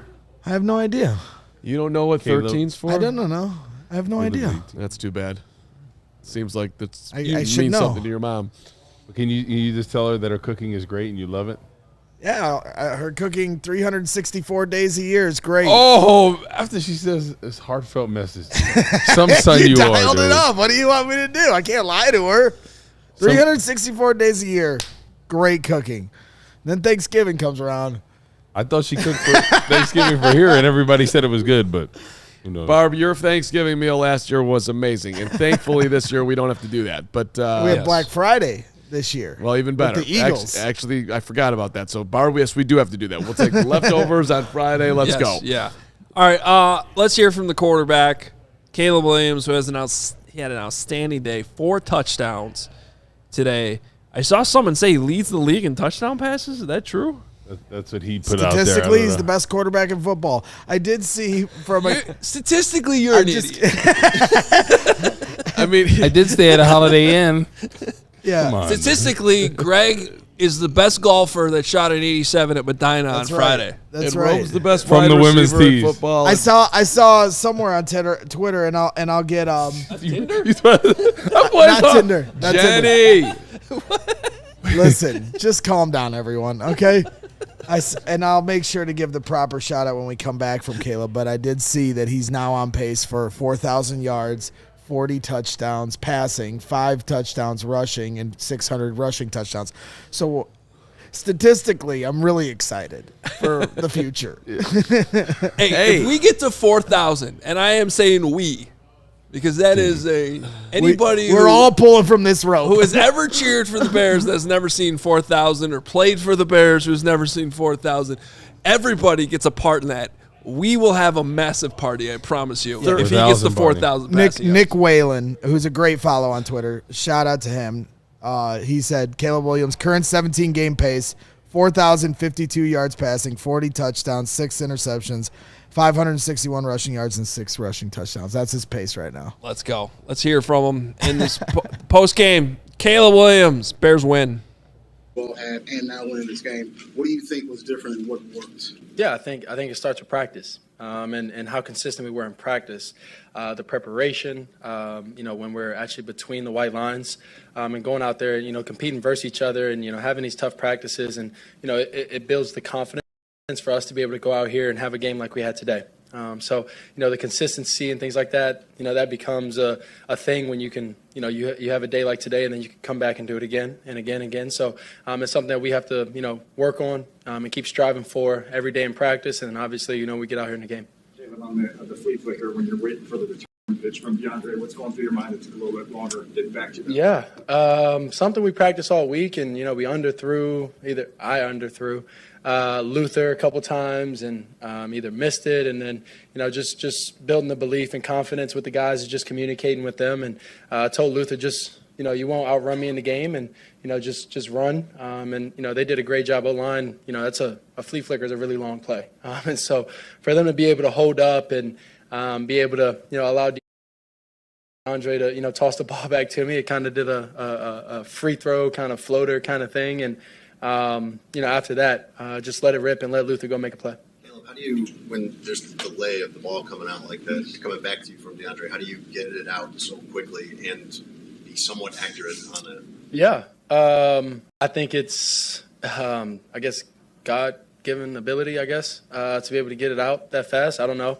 And then, just a belief and confidence in Luther being down there. And, in those moments, you're kind of taught to kind of peek at the defense before you get the ball. So peeked at a few times while the ball was coming to me. And then, like I said, just throw it out there as far as I can and let Luther go make a play. What did you see when you peeked? How well did it work? It worked pretty well. The guys did a great job, wide receivers wise. They did a great job, lawing the DBs and safeties asleep. And then after that, it's head down, run, and then just look up. And what was it like being a part of that 19-play drive? That was probably my longest drive I've maybe had, maybe 20, maybe my longest, but it was tiring. I was hoping that he would call a pass play so we could try and go score and end the drive, but we ended up running the ball well, getting that going, and then, obviously being able to find a strike right there and score. So it was awesome. On the touchdown, you see him slip right away, or what's your view there? So I ended up dropping 5-step drop on that, and eyes was down the middle for a little bit, and then when I peeked over after my first couple steps, ended up seeing number 7 slipping, and then Rome threw his hand up, did a great job with that, and we were just on the same page, just giving him the ball and let him go score. What's the feeling like for you personally, 4 touchdowns and leading a victory?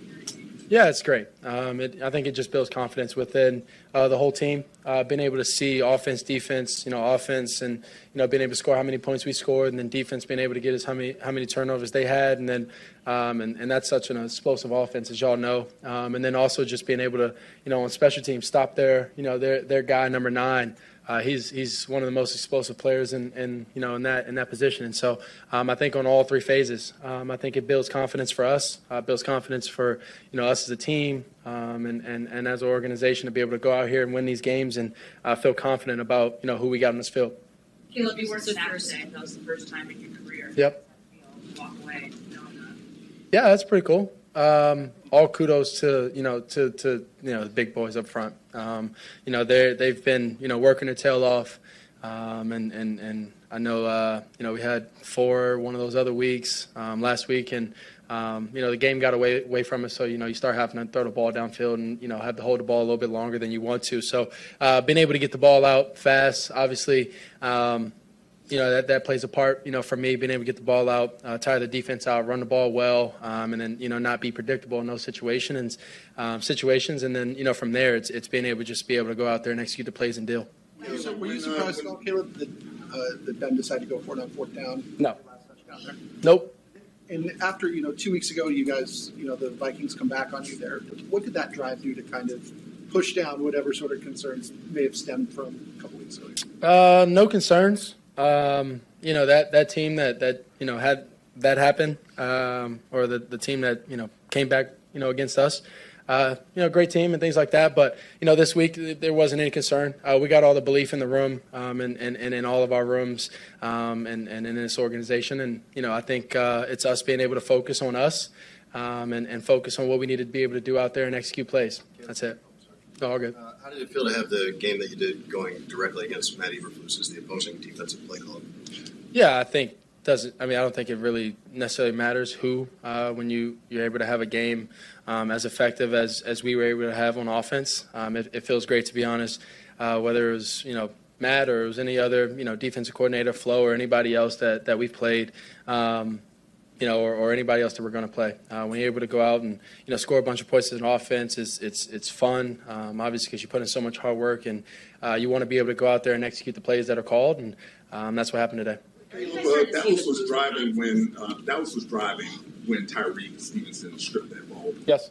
What did that do there? Did that energize you guys? Yeah. I mean, beginning of the game, obviously we had a 3-and-out, and you don't want those to start the game when you get the ball first. And, for Tyreek to be able to, make a play like that, energizes the team in all three phases. And so us being able to get the ball back right there and kind of start the scoring for us and start the momentum for us was important. And, happy for him to be able to have that moment and get us the ball back. Are you guys seeing proof of concept? Just with all this stuff, 2 minutes is so heavy in training camp. You guys have been really good at it, end of half situations. Long play drives, 12, 15 play drives that we saw in training camp. You would have a 19 play drive. Yep. Is that starting to see kind of why we practice those things, how good we can be at them in a game? Yeah, I think we have so many guys that care.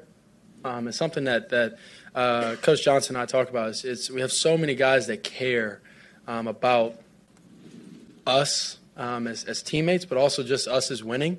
And so, like you were just talking about, we always felt that our hard work, our preparation, the long drive drill, the 2 minutes, the moments, the 4 minute, the situational third downs, all of those things that, those are going to come. I know that we started off 0-2, but the belief was still there. The trust was still there that I talked about. And so, it's just us being able to go out there and do it and execute it. And that's always what it comes down to. Caleb, stick with me on this one. Have you ever been to the Wiener Circle? I have not, but I've heard about this, the 4-touchdown thing. Is that what you're talking about? Yeah, congrats, everybody. You got free hot dogs. Caleb, how big of a deal was it for you guys to give DJ a touchdown? Yeah, we wanted all of our guys to be able to get going and feel the juice, the energy, the momentum that that we want to have on offense. And so being able to get our guy DJ the ball and definitely score, I know that feels good for him and feels good for me. I was super excited for him. Gave him kind of a hug, like I was going to give him a nuggie, but it's super exciting to be able to spread the ball around. That's something I think I've prided myself on throughout my career, is being able to spread the ball around to my guys. And it's not necessarily my job to be able to get them the ball in the sense of spreading around that much. Whoever's open, I got to deliver. But I think I've done a good job over my career being able to spread the ball around and kind of keep all my my wide receivers happy, because they do a good job out there blocking. And you only get there's 70 plays, and those receivers may get 5, 6 targets. And so being able to have those moments and being able to have those guys scoring and keep that momentum going with those guys, and building the momentum and trust and all of those things. So it's important to be able to get all of our guys the ball, and happy for DJ. What does it do for your offense to get Luther Burden going? Yeah, as y'all know, as Luther has said, if you get the ball in his hands, it's a problem. So we always want to be able to get our guys the ball. And today, I think Luther showed up, big time for us. He's continuing to grow. We're excited for him and his growth. And I think being able to get him the ball builds a lot of confidence for him, a lot of trust between, us and the coaches and, myself as his QB. And we're going to keep growing, and he's going to be a big playmaker for us. Caleb, did you see some of the things that specifically you've been working on with Ben materialize on the field today in terms of footwork, using your eyes manipulate the defense, and then no pre-snap penalties today, if I'm not mistaken. Yes, no pre-snap penalties today, which is what we've been preaching. When we start having penalties and things like that, that's when we start having our drives that die and die fast. And so I think being able to understand that as a team and understand the focus that we need and all the hard work that we put in throughout the week, just to have those moments of maybe a mental lapse of pre-snap penalties and things like that. I think it's important for us to understand that and be able to understand that when we get going and we get that first down, that we're pretty tough to stop as an offense. And so understanding that, and we got to keep, like I said before, we got to keep being consistent with that and the pre-snap stuff. But all the stuff that's shown up with all the hard work that we've been able to put in as an offense, and all the hard work that I've been putting in myself with the coaches after hours or whatever the case may be. It's nice to show up, and I think the guys are believing more within the coaches, believing more within themselves, and believing more within us. And I say that as the guys, but also me included.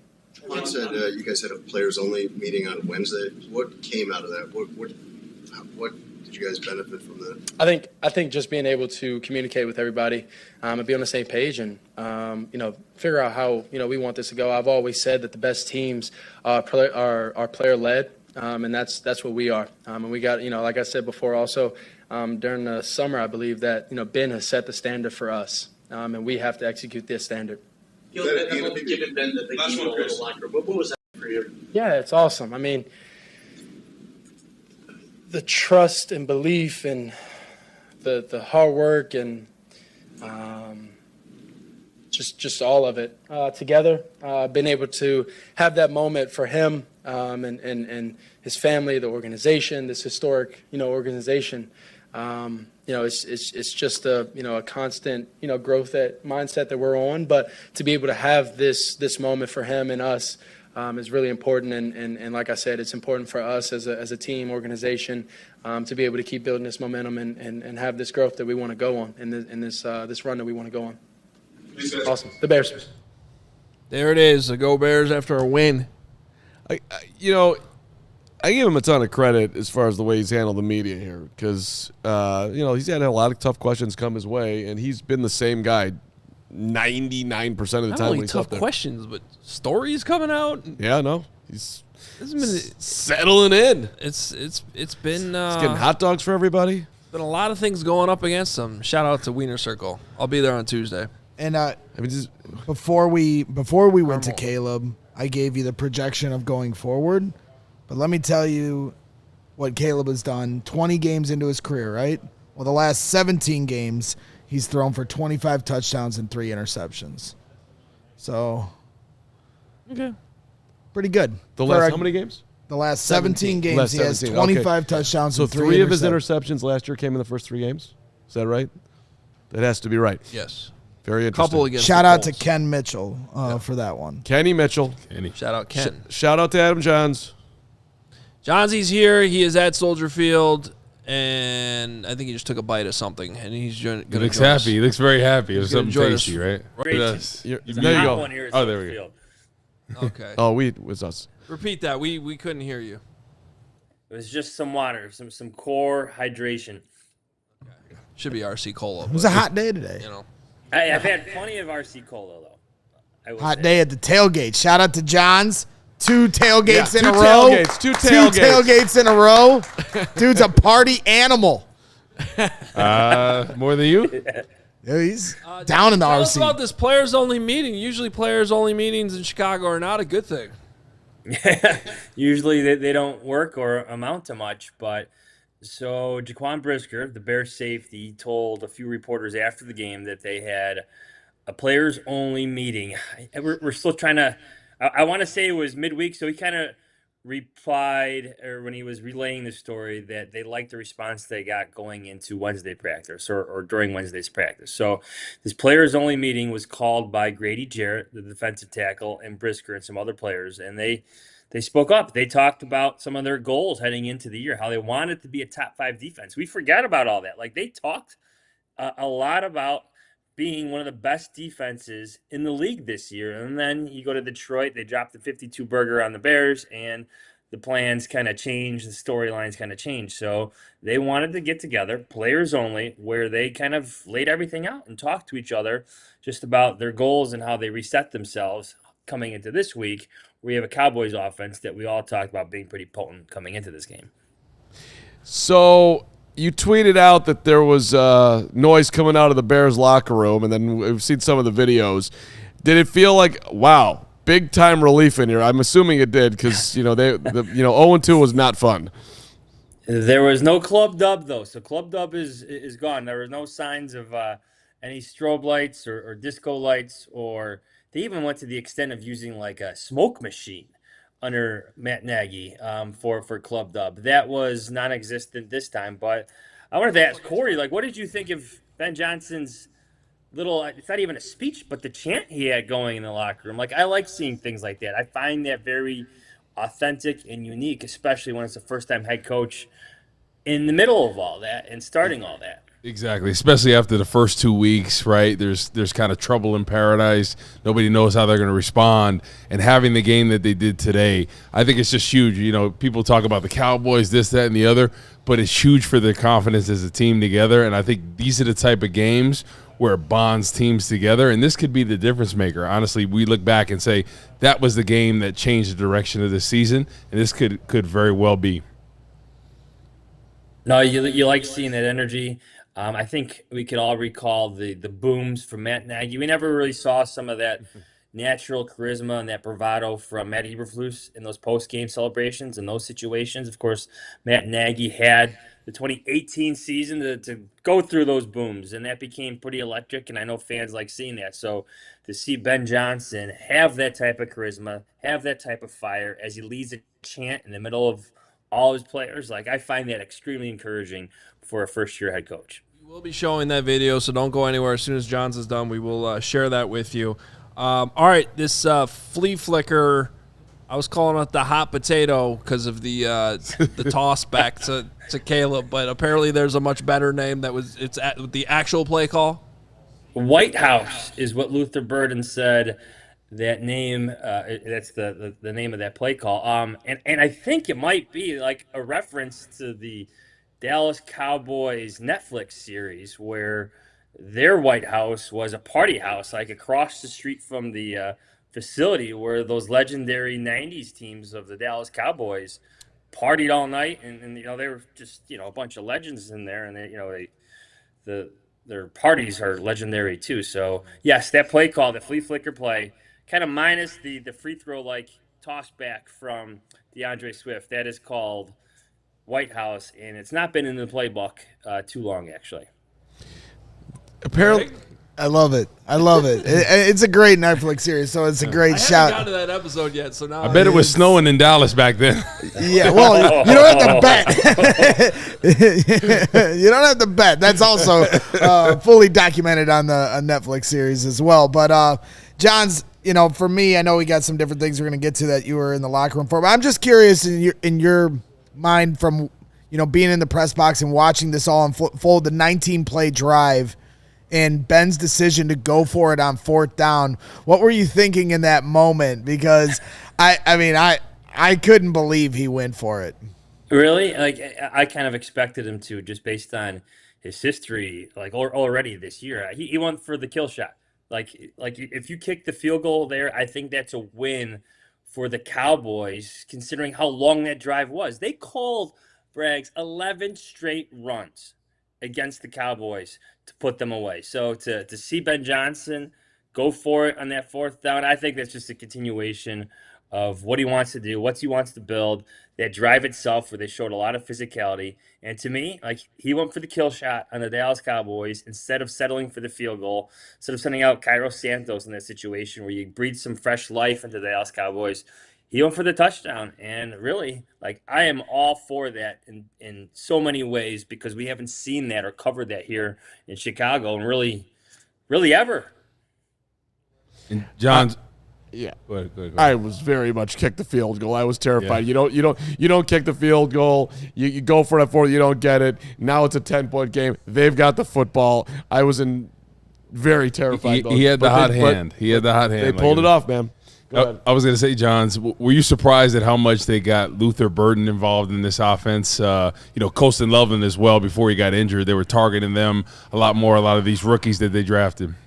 Yeah, the first play from scrimmage is a 7-route corner shot to Colston Loveland, and I think that is just Ben Johnson making good on what he said he was going to do. He was going to get his tight ends involved. So that was the first scripted play of the day by Ben Johnson, was a shot to Colston Loveland. I think we saw a lot of corner routes from Colston Loveland early on in the game before he suffered his injury. Like, in terms of like Luther Burden, I had a feeling this was coming because he's just too good of a player not to have some plays drawn up for us, not have some personnel groupings, involved where he's part of, certain play packages and whatnot. So he's a 2nd-round pick. I think the Bears consider themselves fortunate that he was available. I think that surprised them. So to see them drop some plays for him, like in this setting, this home game against the Dallas Cowboys, against a pretty porous defense, like, it didn't surprise me because I think we all knew this was coming eventually. I don't think we expected the trick play, but I think we expected some targets for Luther Burden eventually early on in the season. Well, when Luther was healthy in training camp, and once he started to figure out, Luther was impressive. But we haven't seen too much of Caleb to Luther connection because That's Luther true. played predominantly with Tyson Bagent. He was getting open a lot, getting the ball out of training camp. Now we're starting to see Caleb and Luther Burden have that chemistry there. If those guys get it going, offense is. Johnsy, I've been throwing around a lot of statistics on this show that may or may not be true, and statistically, Rome Odunze is the best wide receiver in football right now. So I'm just curious, hearing from him in the locker room. Just follow me with my stats. I can say what I want today. The Bears won. Brag stats. Brag's math. And so I'm just curious from what you heard from Rome Odunze today on what went into him being statistically the best wide receiver I've ever seen. Can I can I give you a breakdown of that first touchdown? Have you guys heard this yet? So that wasn't the route he was supposed to run. So once Diggs tries to jam Odunze and he slips, Rome realized almost immediately, I'm going to be wide open. There is nobody over the top for me. So he just runs down the left sideline like I'm thinking touchdown. And he credited Caleb Williams for getting to him in the progression, finding him, realizing what was going on right away, and throwing a rope right to him right down the left sideline, knowing that the guy covering him had slipped, was giving chase. So that's something, some improvising from the young quarterback and the young receiver in that moment. I think that's exciting. We know DJ Moore tried to do the same earlier this year, and the results were not the same. So, but I do think this is another positive sign of this growing connection between Rome Odunze and Caleb Williams right now, to at least recognize that on the fly, to see it and hit the touchdown just like they did. I'm going to also give Rome some credit here because I know he was being humble when the question was asked to him, and the guy slipped, and he was like, yeah, he slipped, I took advantage of it. He caused him to slip. He straight up smacked him at the line of scrimmage. Trayvon Diggs tried to jam him, which is what he's supposed to do. And on the jam, he kind of like turned his body a little bit to avoid the jam and basically swatted him out of the way. That was insanely impressive. And then I love that they have the ability to freelance like that, where if he's going to do that, he gets rewarded by going downfield. That was just that was big boy football. That was cool. Yeah. I mean, guys, these are the things that we don't talk a lot about just in terms of like Chicago Bears football. Like being able to adjust on the fly within the play. Adjusting within the play, because we've heard stories about the Kansas City Chiefs doing this, the Philadelphia Eagles doing this, Matthew Stafford doing this, like adjusting within the play as everything is going on and succeeding with those improvisational skills. Like that is something different and something we haven't covered really much here with Chicago Bears really ever in my tenure doing this. All right, Johnson, you got to go and get a lot done, but what's the latest on Darnell Wright?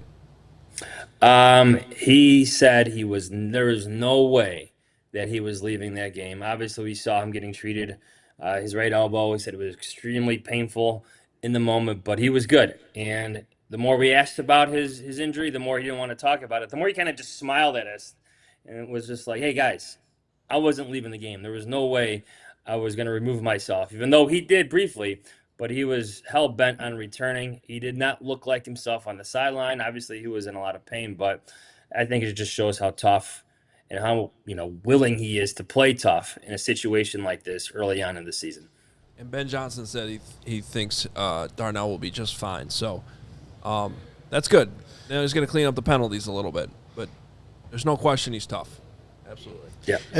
Way to grind, Darnell. If Caleb Williams throws 5 touchdowns next Sunday in Vegas, Jahns, I just let you know that you're contractually obligated to swim in one of the fountains in Vegas with us. That's what we'll be doing, so just get ready. Wait, who like you and Hoge? All of us. That's what we'll be doing. You guys doing that with me? Oh, yeah. I'll swim in the pool.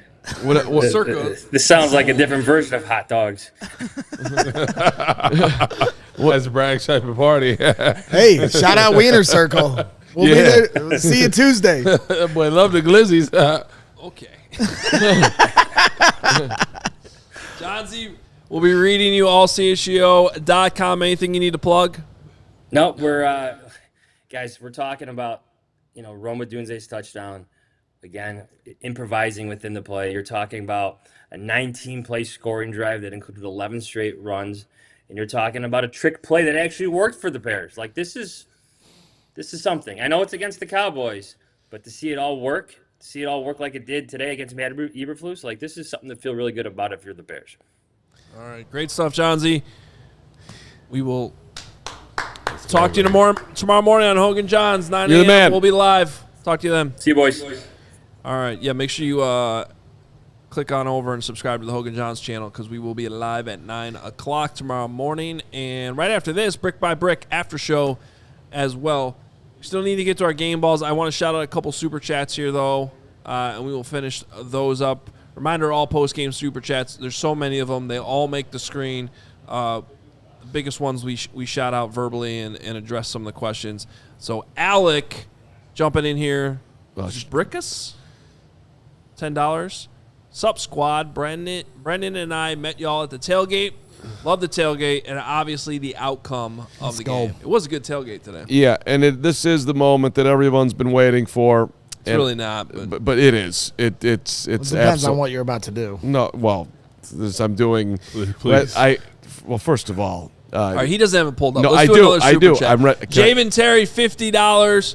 Real Bear fans, stand up. All you phonies that were calling for Bajent, go find another team. This is why you don't punt on a dude early. Caleb makes the hard things look easy. Once he can do the easy things more consistent, it's a wrap, but he's our guy. Take your victory Get lap, him, Javen. There you go. Yeah. All right. Everybody that came to the tailgate today, this is for you. You get a toot. Yeah. Ryan and Mo, outstanding father-son combo, I believe. And then with wife Brittany was there, Ryan and Mo. The Bears collector. Oh, no. Yeah, the Bears collector, Adam, yes, rock sir. and roll. His hooked up rags was wearing the jersey today. 7 Hallis. Adam.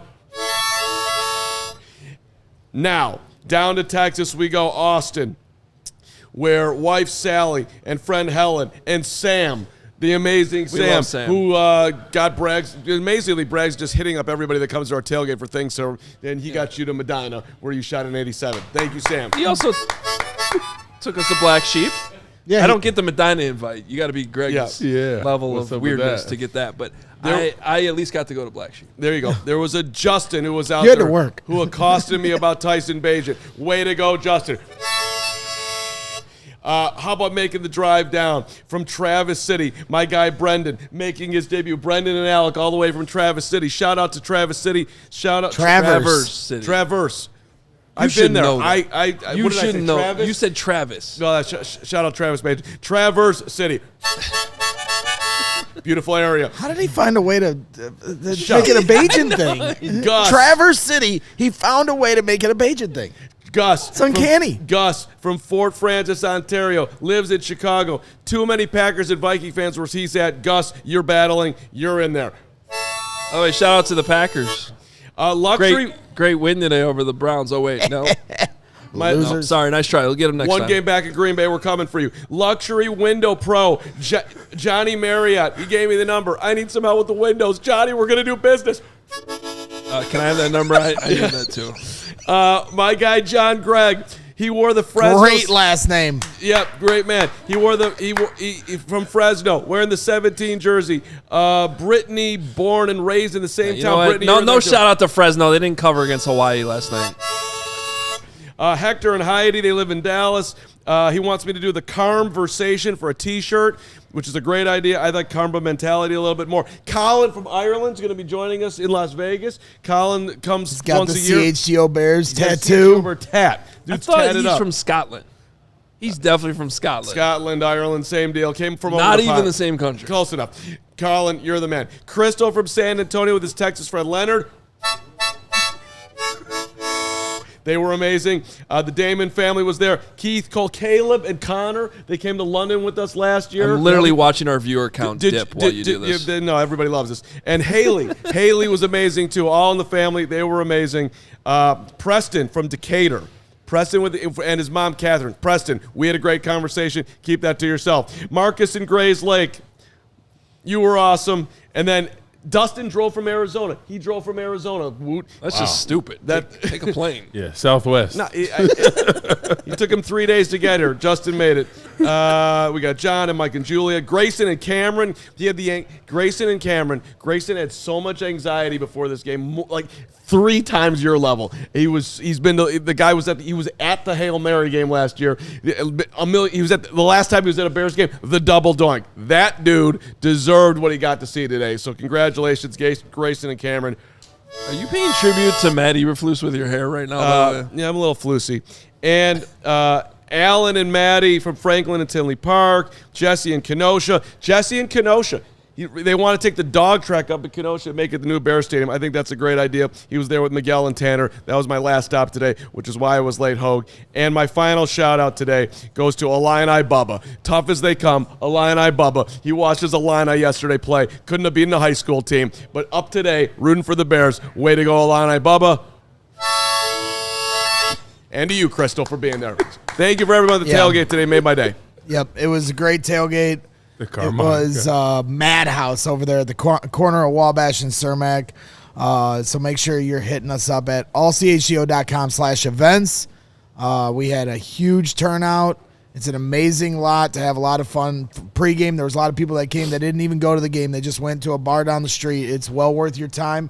And this week was the most people to ever be in that lot. Is that right? And that was after an 0-2 start. So if you want to talk about the passion of Chicago Bears fans, they didn't stop coming just because it was 0-2. They still showed up, and they got to see a great win. But now today. that they did get the win, Vegas is going to be nuts next week. Vegas It's going to have a different vibe. It's going to be a lot of fun. Oh. I felt like a NASCAR driver at the tailgate today, taking all these photos with my RC Cola in my hand, like it was like some sponsor. I wasn't doing it on purpose.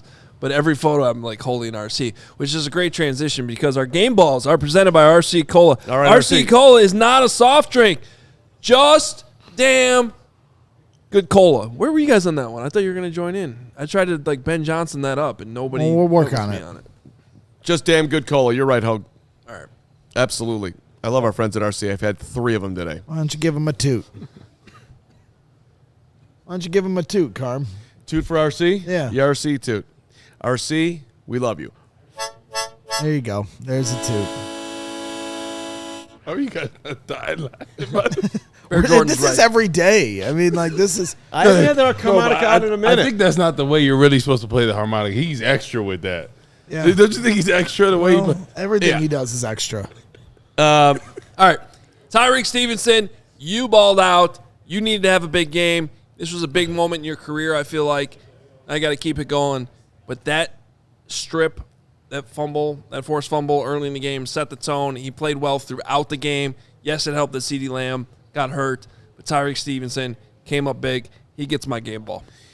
So, Steven, are we good with that video? Because I'd like to give my game ball to Ben Johnson. And why don't we play the video of Ben Johnson getting the game ball as we give him the game ball from CHGO? Because Ben Johnson, you have come in here. You are taking on changing the culture. You had the flea flicker. Your guys celebrated you. This was really cool. Ben, congratulations. I got one more. That is why this game ball is for the amazing, dedicated, changing the culture, Ben Johnson. Good, better, best. Never let it rest. Good gets better, and you better get better. Damn straight, Ben. I ready to run through a brick wall after that. Proper credit, though, Chicago Bears. Nice job with that. Not only filming that awesome moment, but putting it out across the board. A video from the Bears. My game ball has to go to the St. Louis kid, Luther Burden. Found a way to get him involved in the offense, as explosive as can be. Had 3 catches in there for over 100 yards, a TD. Hopefully they continue to get him involved more because he's a game breaker, man. So get him the ball more.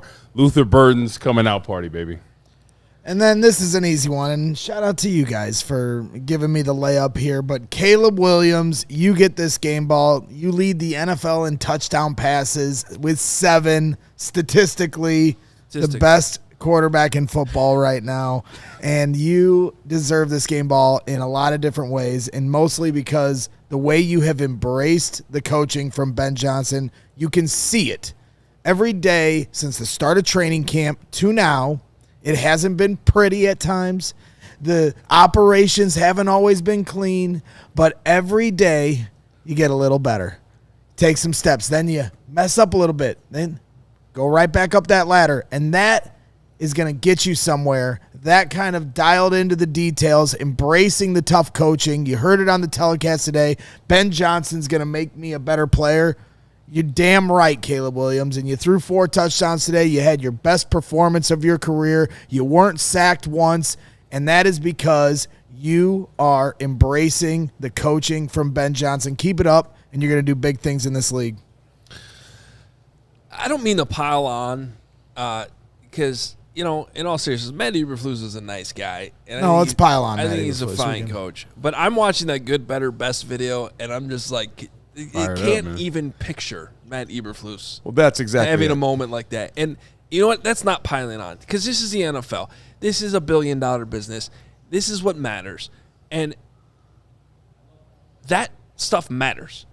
And it feels like Ben Johnson's had the buy-in, but anytime you start losing games, you start to question things. You're hearing about a players-only meeting already 2 weeks in the season. These aren't necessarily good things. It's not just that video and what Ben's doing in that video. It's how genuinely happy all those players, offense and defense. Montez Sweat is in there piling on. Like they are behind this head coach. That stuff matters. When you are as intense as Ben is on a day-to-day basis, but you follow through every single day, then that is the type of reaction and buy-in you're going to get from your locker room. That moment right there matters. Yeah, well, it's super cool that Montez was in there and everybody else, but what's also maybe the most cool of it is that was the quarterback in front of the room giving the ball to his head coach. This year is about those two. Ben coming in here to lift up an extremely talented guy to as high as he can possibly get, and the Bears winning a ton of football games. Just to see some chemistry developing between the two as he's been, challenging Caleb a ton. It's a big deal. It's an absolute big deal. Win like this, what we saw in the locker room, that could change the trajectory of this season, honestly. This could be the one game that really got them the confidence. I don't think people realize how important the confidence of a team, offense, defense, special teams, the whole bit. It's probably their most complete game they played to carry it over now to the next game, against the Raiders. And I would be surprised if we don't see another great performance, just because the confidence you're going to be coming into this week, knowing that, hey, we can do it. And that's half the battle, because the losing mentality with the Bears, think about the past 3 years. They were a losing mentality team.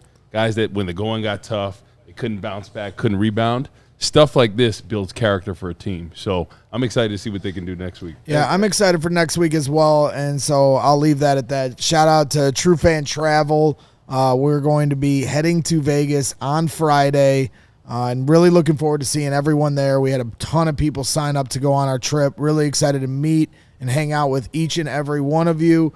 We're going to be doing a lot of fun things Friday, Saturday. If you're in the area in Vegas and you didn't get a chance to sign up for the True Fan Travel, it's all good.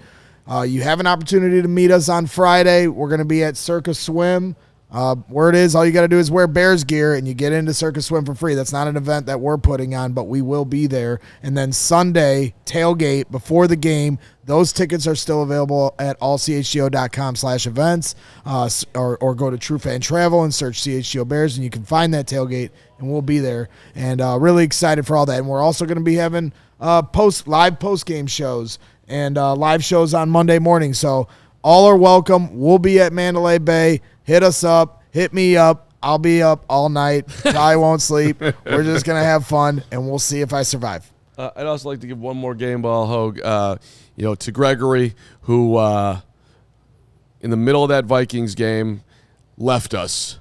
And today he returned. So we're happy to have Greg back. Congratulations. It felt good. It's been a challenging couple of weeks here.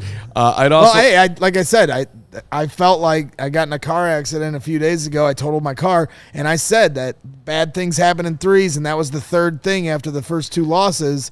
And we didn't take one for the team. That was big of you. Thank you. That's what it was for all of us. And so then I shot an 87 at Medina. Yeah. and then the Bears won today. Tailgate was extraordinary. And I like how you everything's been going great. Yeah. You were working like you don't think that I wouldn't have skipped a Friday Hoge and Jahns? You're committed. And there's no invite. Yeah. Steve and I over here doing an amazing preview episode with Johnsy. Sam is a man of the people. Sam's always taking care of us, and I promise Sam. I don't blame Sam at all. I appreciate Sam. I blame you. But shout out to Sam because it was much needed on Friday, and I've been in a great mood ever since. Sam, I'm sorry you had to endure a whole round with that guy. I played with him before. It's awful. Meanwhile, he's still trying to give you the game ball. I'm going to keep it at this point, and I will. No, give me the game ball. No, I'm keeping it. This off because I would like. Give me the game ball. Nope, I'm keeping it because do a harmonica. I would like to do. I would like to do another victory lap right here because once again, our all-time leader in calling games year after year, game after game. Everybody on this set, with the exception of Braggs, because he would never pick against the Bears, picked the Dallas Cowboys. Carm did not. I believed in this team. Weren't you 0-2 coming into today? I was 1-1. He's now 2-1. And I all-time leaders Carm by one game, and I'm in second. Again, up top the leaderboard right here. Congratulations. I'm one game to me. back at you, and I should have had week one, but you didn't. You don't get any victory. I should have had week 1 too. Every time Caleb throws for 300 yards, you get to shut up. Is what you get to do. 296.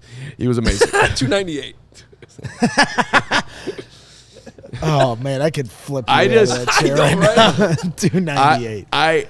You did not just say that. I like everybody at the Trib, Dallas. Everybody around town, Dallas. Carm. Again, top of the food chain. No problem. All right. Brick by brick after show. Let's do this. We got to get to Superchats. So Pizzatola was with me, by the way. You were pissy. And Giuseppe, who we'll see in Vegas, said it all week that the Bears defense was going to bounce back. Anything 20 and above, let's get in here. Giuseppe, what the F did I say? D stepped up. We will win. 18 killed it. D stepped up. My boy is always talking about 18 painting his nails, who is a huge Dallas fan. All right, we're going to work on our typos there. We appreciate We love you, Giuseppe. Giuseppe, we appreciate you. Crystal, always in here. We saw her at the tailgate earlier, of course. $20. Well, we got our dub. Let's go. Vegas, here we come. Great seeing everyone today. Bear down, baby. Let's go. Crystal told me that this is going to be a different Crystal in Vegas. She's planning on partying, Crystal. So get ready. Wow. For anybody's coming, Crystal's going to have a heck of a weekend. Solid angle, $50. That 9-minute drive was the dagger. Caleb looked good. Congrats to Ben for his first win. I am a happy fan. Go Bears. Solid angle. That is a solid angle. Let's not think about that in ways that we shouldn't think about that. Literally nobody but you was. Oh, please. Bill O, $50. Give Stevenson some love. Great job, Bears. Well, he got my game ball. So he was great. Love. Yeah. He was absolutely great. The Gooch, Donald Gooch. Braggs, let's effing go. $20. Where you been, Gooch? He's been my chilling. Gucci. And Motor Music Michael. Toot the Gooch. Does the Tooch? He used the Toot the Gooch. That's what he said on a show like a few months ago in the summer. He said Toot the Gooch. Toot You the did say Gooch. that. Look at it. He can't get it. No, I got you, Gucci. Yeah. Motor Music Michael, $50. Let's go. See you handsome guys in Vegas. We will see you there. We'll see you there. That's great. also for you, Gucci Gooch. Brad Kremitsky, $20. What an awesome all-around team win. That was exactly what we needed before heading to Vegas and then the bye. So happy tonight, fellas. There you go, Brad. DJ, Super Chat, just $20. Appreciate you, Thanks, DJ. DJ. Thanks, DJ Moore. Taylor Hawk, $20. Much needed win in the Ben Johnson era. A bit of redemption game for a couple players and a breakout game for LB3. Bear down, gentlemen. It was a huge day for Tremaine Edmonds, who got a game ball. Yes. Huge day for Tremaine Edmonds. Shout out to Brawl Sack. He gifted 5 CHGO YouTube memberships out there. Such a good Go ahead, Brawl Sack. Another 50 from Javen. Terry, real Bears fans, stand up. Oh, we already did that one. Yeah, we did that one. We appreciate you, Javen.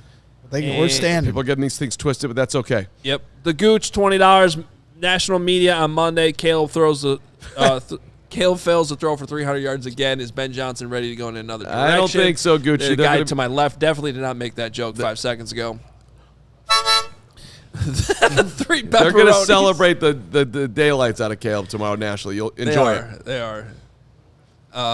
Nick 3 Wright is already pepperonis. texting me a million things. It's a beautiful thing. Sure he is. I don't know. Colin Coward's going to have to walk it back a little bit, huh? Colin is out there. 3 pepperonis, $20. Yo, Uber lose. Don't let the door hit you where the good Lord splits you. Get out of Chicago once and for all. Let's buzz him on back with his honey to Dallas. Brandon Goach, $20. Bears win. And Ben we trust. Caleb Bald. Welcome to the big show, Luther. 4 takeaways. Bear down. Carman. You like that one? That's going to do it for us here on the postgame show. You don't want to hear Carman? Oh, I didn't see. Where's Carman? $10 from Carman. Bust out the goddamn harmonica. Because that's what complimentary football is supposed to look like. Celebrating all the way from London tonight, boys. Oh, wow. Thanks for all you do. And forever and always, bear down. I miss London. I love London. I mean, our guys today, Caleb, Connor, we had such a good trip with them. We were celebrating that at the And the guy you tailgate. said was from Ireland, even though he's from Scotland, him too. Yeah. It's fine. We're going to have a great time with him in Vegas. Hope you can keep up. All right. You got to get Kelly Wootton in, or you got Dr. Bunny. Come on, $9.99. What does she got? $10. Go ahead and read it. Couldn't be happier with how this turned out. When is the B2A shirt coming out? This needs to happen. Love y'all. On to Vegas. Bad to ass. Bad to ass. That's a Briggs inception on the Yeah, Brick by he Brick hit the after ball. show, which is Okay. coming up in moments. If we ever end this thing. thing. We are going to end it now. Tom Thank you stops for everybody tooting. super chatted. Hit the like button. We are here because of all of you, and I mean this when I say this. You guys do deserve Ben Johnson. You deserve winning. We sit here after so many losses, complaining, talking about how bad things are. This is what it's supposed to look like. I do not care who the opponent was. I do not care that Matt Eberflus and his defense was on the other sideline. Enjoy the win. Soak it in. We're going to Vegas. We're going to have a great week, and the Bears are going to be 2-2 going into the bye week. Do not go anywhere because the Brick by Brick after show is next. Get in that chat right now for Briggs and Azumah. We're keeping this energy rolling through the night. We're never leaving. And otherwise, 9 a.m. tomorrow for Hogan Johns. And back here at 1 p.m. tomorrow for our Monday version, which we'll also have Lance Briggs. So we got you covered here for the next 24 hours. As always, don't go anywhere. Brick by Brick after show is next.